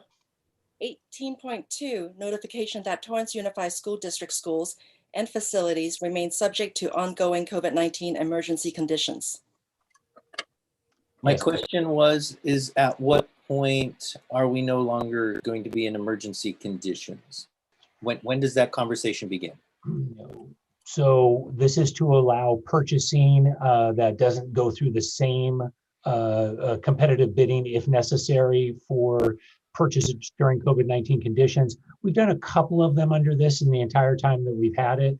We thought that the desks might need to go under it, but we ended up working with a piggyback bid that was good on that. So it's really up to the board. At the point that you want to say, go back to regular competitive bidding no matter the circumstance, then we can remove this item from the agenda. When do you foresee that we should start having this conversation? What would be your recommendation? Let's see what the regulations are on June 15th. So we could agendize it at the June 21st meeting if you'd like. Keep giving advice. Let me know when it's the right time to have that conversation, because I feel like it's coming soon. Will do. Thank you. Okay, item number 18.10, approval for Torrance Unified School District to enter into an agreement with the YMCA of Metropolitan Los Angeles, Torrance South Bay branch. I just have just a quick question. Is that a yearly thing that we have to renew every year, or did something happen during the pandemic that we don't have this agreement? I believe this is for summer, right, Dr. Crumpy? Okay. Yeah, Oh, it's only- this. Well, Dr. Kim. Yes, this is specifically for our Summer Learning Academy. You may recall that Dr. Krempe talked about some of the enrichment programs that will be going on during our elementary summer programs. This is one of those that is, when she said PE, this is the YMCA providing PE during those 5 weeks for our elementary school summer program. Okay, thank you. Dr. Kim, will we see this again for the fall? Will it be coming back? Yes, our plan is to, once again, have the YMCA provide 1 hour of PE time for our elementary school grade levels that wish to have it in order to have intervention time to work on for their no new teaching time interventions. So yes, the idea is to have this again in the summer as well as in the fall. As of right now, actually, elementary principals are discussing with their grade level teams whether or not they would like to have it again in the fall for the entire 2021 school year. Happy to see our partnership with the YMCA coming back. Have conversations began also with before and after school care in the fall? Have those conversations begun? They have begun. Yes. Yep. I'm sorry, go ahead, Dr. Kim. Oh, you're welcome to also chime in. Yes, we have been talking with our partners, including the YMCA and the City of Torrance, and they know that we are full steam ahead. We want all programs to return just back as normal in the fall, all child care, all after school programs. And is it being received well by those entities? Oh, absolutely. Yeah, sorry, Dr. Butler. Right there too. It's nice seeing both of you nod. So at this moment, we have high confidence that they'll be able to move forward and hopefully pull it off as well. Good, nice nods, thank you.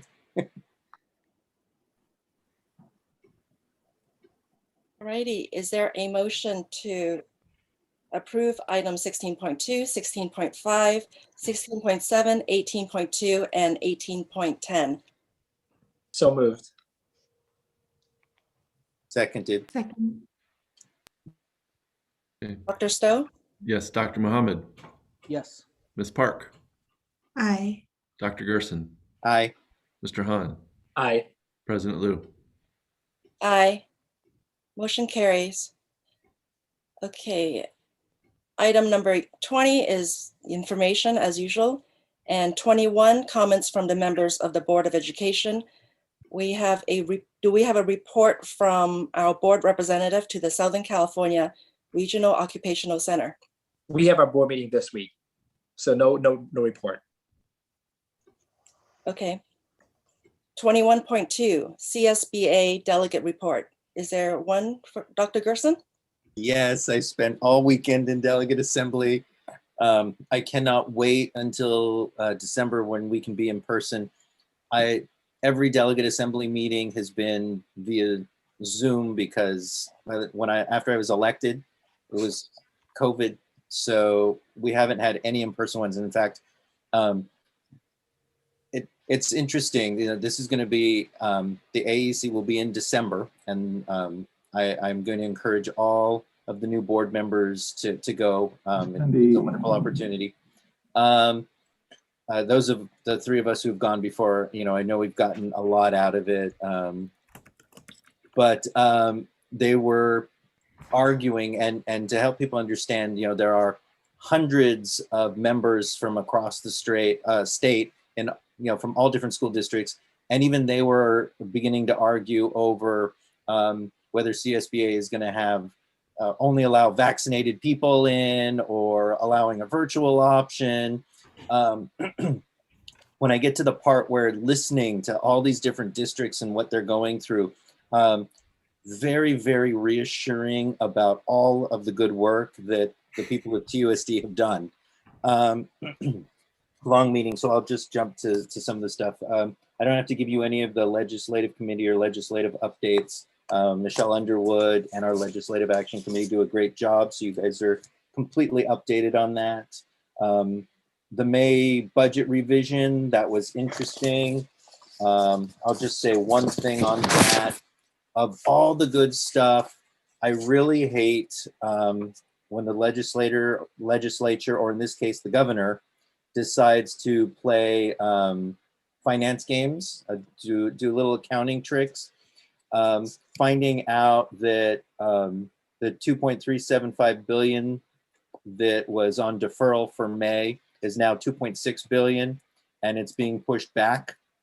And so it undermines all the monies being added to schools next year, and being told that it's going to be, you know, the best year ever, when they're borrowing 2.6 billion and putting it into the next year's budget to make it look even bigger. I just hate when that happens. It just takes away some of that credibility. But there is going to be a workshop, if you guys would like to attend, put on by Capital Advisors. It's going to be on Wednesday, May 26th, at least the LA County one, from 11 to 12:30. If any of you would like the link to register, I can forward that to you. Let's see. They talked a lot about legislative updates, a lot of different court cases. One that I think was very interesting, LAUSD et al. Versus LA County Superior Court. So there was a group of parents who sued LA Unified, and they wanted all of the communications between LAUSD and UTLA, of course, is the teachers union, and they gave all the non-confidential communications in discovery, but they wanted the confidential communications. And so one of the things that was interesting to me is how many people came together on this, districts and unions. Of course, LAUSD, UTLA, is it, Mrs. Liu, you're the attorney, is it called a preemptive writ? Am I using the correct term? And then there were a bunch of supporting amicus briefs written, CSBA, SEIU, PERB, all getting involved to support. And the consequences for us as board members is that that this could erode the Brown Act and confidentiality and affect all of us. And so the appellate court agreed with CSBA and everyone else that shouldn't happen, that confidentiality needs to remain intact. but it was just nice to see so many different groups that are usually on opposite sides, all on the same side. And then there was another interesting one, Brennan B versus West Contra Costa USD, where they tried to use the UNRU Act, is it? Ms. Liu, am I saying that right? And the appellate court agreed that, you know, LEAs, local education agencies, are not businesses, and that rule didn't apply. So those were two of the big ones that they discussed that I thought were interesting. They had a keynote speaker. She talked about the first 6 weeks of being a restorative restart and talked about 5 key equity actions, centering on relationships, addressing the needs of the whole child, strengthening staffing and partnerships, make teaching and learning relevant and rigorous. I saw Mr. Shekon. I remember your R2V2 committee that I was on, rigorous and relevant, right? And number 5, empowering teams to reimagine and rebuild systems. I'll get into the next part. The AEC, the Annual Education Conference, if you want to go in person, is December 2nd through 4th. And if not, the virtual option is December 9 and 10. But again, I hope we can all attend it. It will be in San Diego. There will be over 110 sessions, and you get to network and hear stories from boards all around the state. It is truly a great opportunity for us. Jump on. It was interesting. We spent a lot of time talking about the 2% for students that we expect to request online learning. Of districts that that I heard from that had polled or done some kind of poll, that 2% was consistent. I heard that number over and over again. I heard a 1% once. I heard a 30% once. And then there were more districts that couldn't answer the question yet because they haven't polled their families. So one group was talking about looking at the scars of COVID-19. Everyone was talking about social emotional support. One district has their own radio channels. They have an English channel and a Spanish channel, and that's how they're getting information out to parents. That was interesting. Let's see. I heard a lot of districts were using iReady, Dr. Crumpy. That was the most common one I heard. That's equivalent to our map testing, right?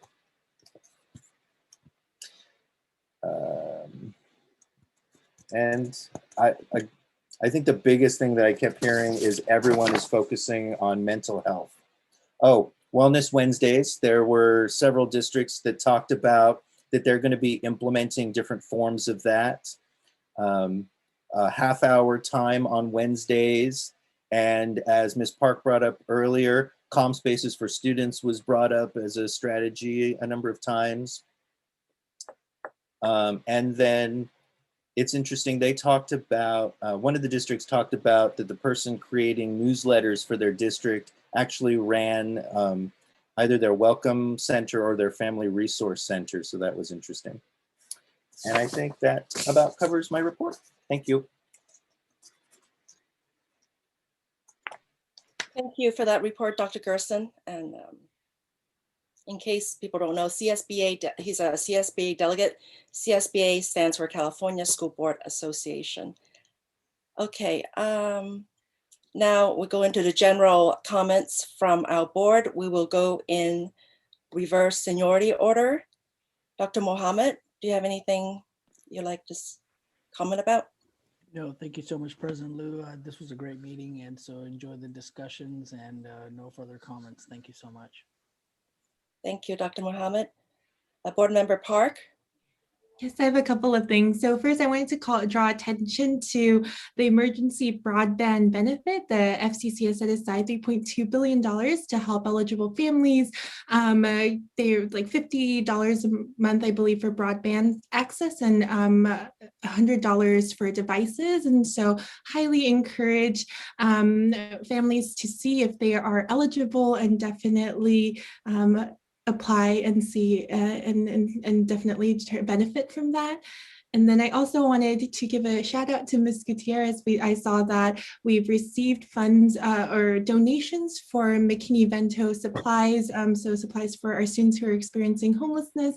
And just really wanted to express appreciation for her efforts in supporting our students. And then, yeah, just really excited for the activities over the summer that we have available with Bricks for Kids and PS Arts, all of the really, yeah, just super exciting opportunities over the summer. So highly encourage and hope that many of our students are able to participate. Thank you. Thank you, Board Member Park. Dr. Gerson? Yeah, I would like to address a situation that's affecting all of us. I watched 2 interviews with the CDC director this weekend and have just been following this, and the whiplash and the knee-jerk reactions that are happening are creating some instability. I think Mr. Hahn was even touching on it earlier today, and face coverings again being something so controversial. You know, on Tuesday, the CDC director is in front of Congress talking about the importance of face coverings. And then I heard that Wednesday, late in the day, in the afternoon, the White House got notified that the CDC was going to make an announcement on Thursday. And then on Thursday, the masks for vaccinated, we can start, you know, taking them off. And then on Saturday, the CDC updates its guidance to schools. And they talk about schools needing mitigation measurements. And the #1 mitigation measurement that they mention, those face coverings again. And in that time, we watch businesses, you know, okay, we're not going to require them. Oh, wait, we didn't listen to local DPH. So we're going to require them in these stores. And so more knee-jerk reactions, which creates more and more uncertainty and more confusion amongst people. And again, politicizing this.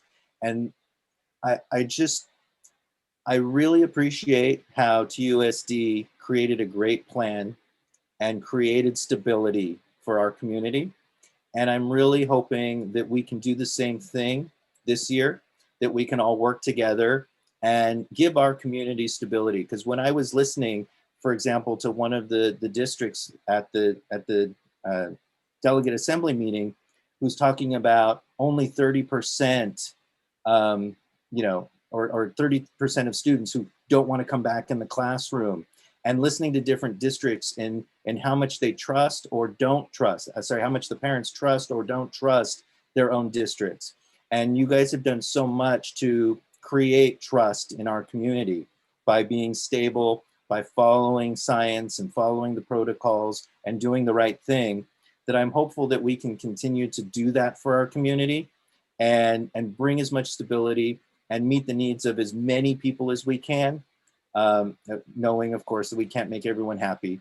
I don't want to suggest that, Mr. Hahn, but I just want to, again, after listening to all these districts and where and how all over the place they are, knowing that we all did a very good job and that we should be proud of that, but use that and build on that into the next school year and keep doing the good work. So thank you, all of you.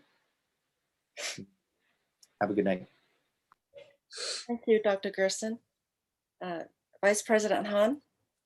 Just a couple of things. I concur that this summer, we do have a lot of great programs. School's gonna be great. The enrichment programs are gonna be great. Everything's gonna be great. I know Dr. Crumpy has been working hard on this, so I'm excited. And so we want all you guys, if you can, go. For those who've been invited, we really want to encourage it. There's nothing else, how else I can push it, but we really, really want to endorse all of our enrichment summer programs this summer. So we're thankful for everyone that is going to be helping out for the summer. We know that it's an extended year for you guys as well. As much as we want these students to come, we recognize that you guys have to extend your year. And so we want to say thank you for willing to come back for another summer to really invest in these kids who so desperately need it. So thank you for everyone who's making this summer possible. Last but not least, congratulations to all the high school students that got achievement awards. I know all the schools, high schools are having their achievement awards this week. So congratulations to all of you guys, as well as good luck for all your AP students. It'll be over soon. Hang in there. Good luck. It's only a test. You'll get through it. Thank you, Vice President Han. The Torrance Area Chamber of Commerce is having its Educate, Celebrate, and Elevate Diversity Awards this Wednesday morning. I want to congratulate Janice Lee of West High School for her recognition in receiving the Excellence in Academics Award. I also want to congratulate Leanne King, who is going to be getting the Coalition Builder Award for her decades-long volunteering work in putting on the Visions of Unity contest for our Torrance students. I think Dr. Stowe mentioned this earlier about the induction consortium. I also want to extend my congratulations to the second-year teachers who cleared their teaching credentials at the event that was held last week. Special thank you to Ms. Heinrich for putting this wonderful event on. And I think that Board Member Park was also in attendance there. Thank you for attending. Third, Dr. Stowe also mentioned the elementary pentathlon that's going to be coming up this Thursday. I think South High School's academic decathlon team and the team sponsor, Jenna Atkins, should be commended for their hard work in making this a fun and competitive event for our TUSD elementary students, even during this pandemic. Thank you for putting that on, and it's wonderful. As you guys know, our decathlon teams in Torrance, all 4 schools are doing very well. Last Friday, I attended the ATSA, which is Association of Torrance School Administrators Awards. I want to say that it was well done. It was in person and at our aquatic center. Congratulations again to the awardees. I named those at the last meeting, and I think at this meeting is Dr. McDowell. Again, congratulations to you. Well, very well deserved. I also had the opportunity to speak at the Torrance Council PTA Reflections event online. So I want to thank TCPTA on putting on this wonderful event year after year for our Torrance students to showcase or discover their talents. Like VP Han said, I am also very excited since I have one of my kids is a senior in high school, and excited about the high school achievement recognition this Thursday. So I want to give an advance congratulations to all high school students who are getting recognized for specific subjects, and for all seniors who have received scholarships or know what school they'll be attending next year. I think that Dr. Stowe, our interim superintendent, also made a very good recording there. Thank you for doing that. And last but not least, I am very pleased to announce that in the year 2020 to 2021, our current school year, 441 graduates qualified for the Seal of Biliteracy Award. It is an extra gold seal that they get to put on their diploma when they graduate from high school. This is a significant increase from our last school year, where there were 331 students who qualified for the seal. And so that's a 110 increase in the number of graduates, that's in the number of students. And back in 2018 to 19, we only had not only 302 qualifiers, that's a lot, but compared to what we have this school year, it's very significant. That's it for my orals this week. And I can use a motion, if there's nothing else, I can use a motion to adjourn in the memory of retired clerk, typist, Fila Tuchinati, retired teacher Gretchen Calhorn, and school psychologist Diana Johnson. Motion to adjourn. Seconded. All right, you don't have to second it if you don't want to. If you want to stay on, that's fine too, but I'll see you later. Motion, all in favor, raise your hand, say aye. Aye. Aye. Okay, motion to adjourn carries. Good night, everyone. Thank you for being with us. Good night. Thank you.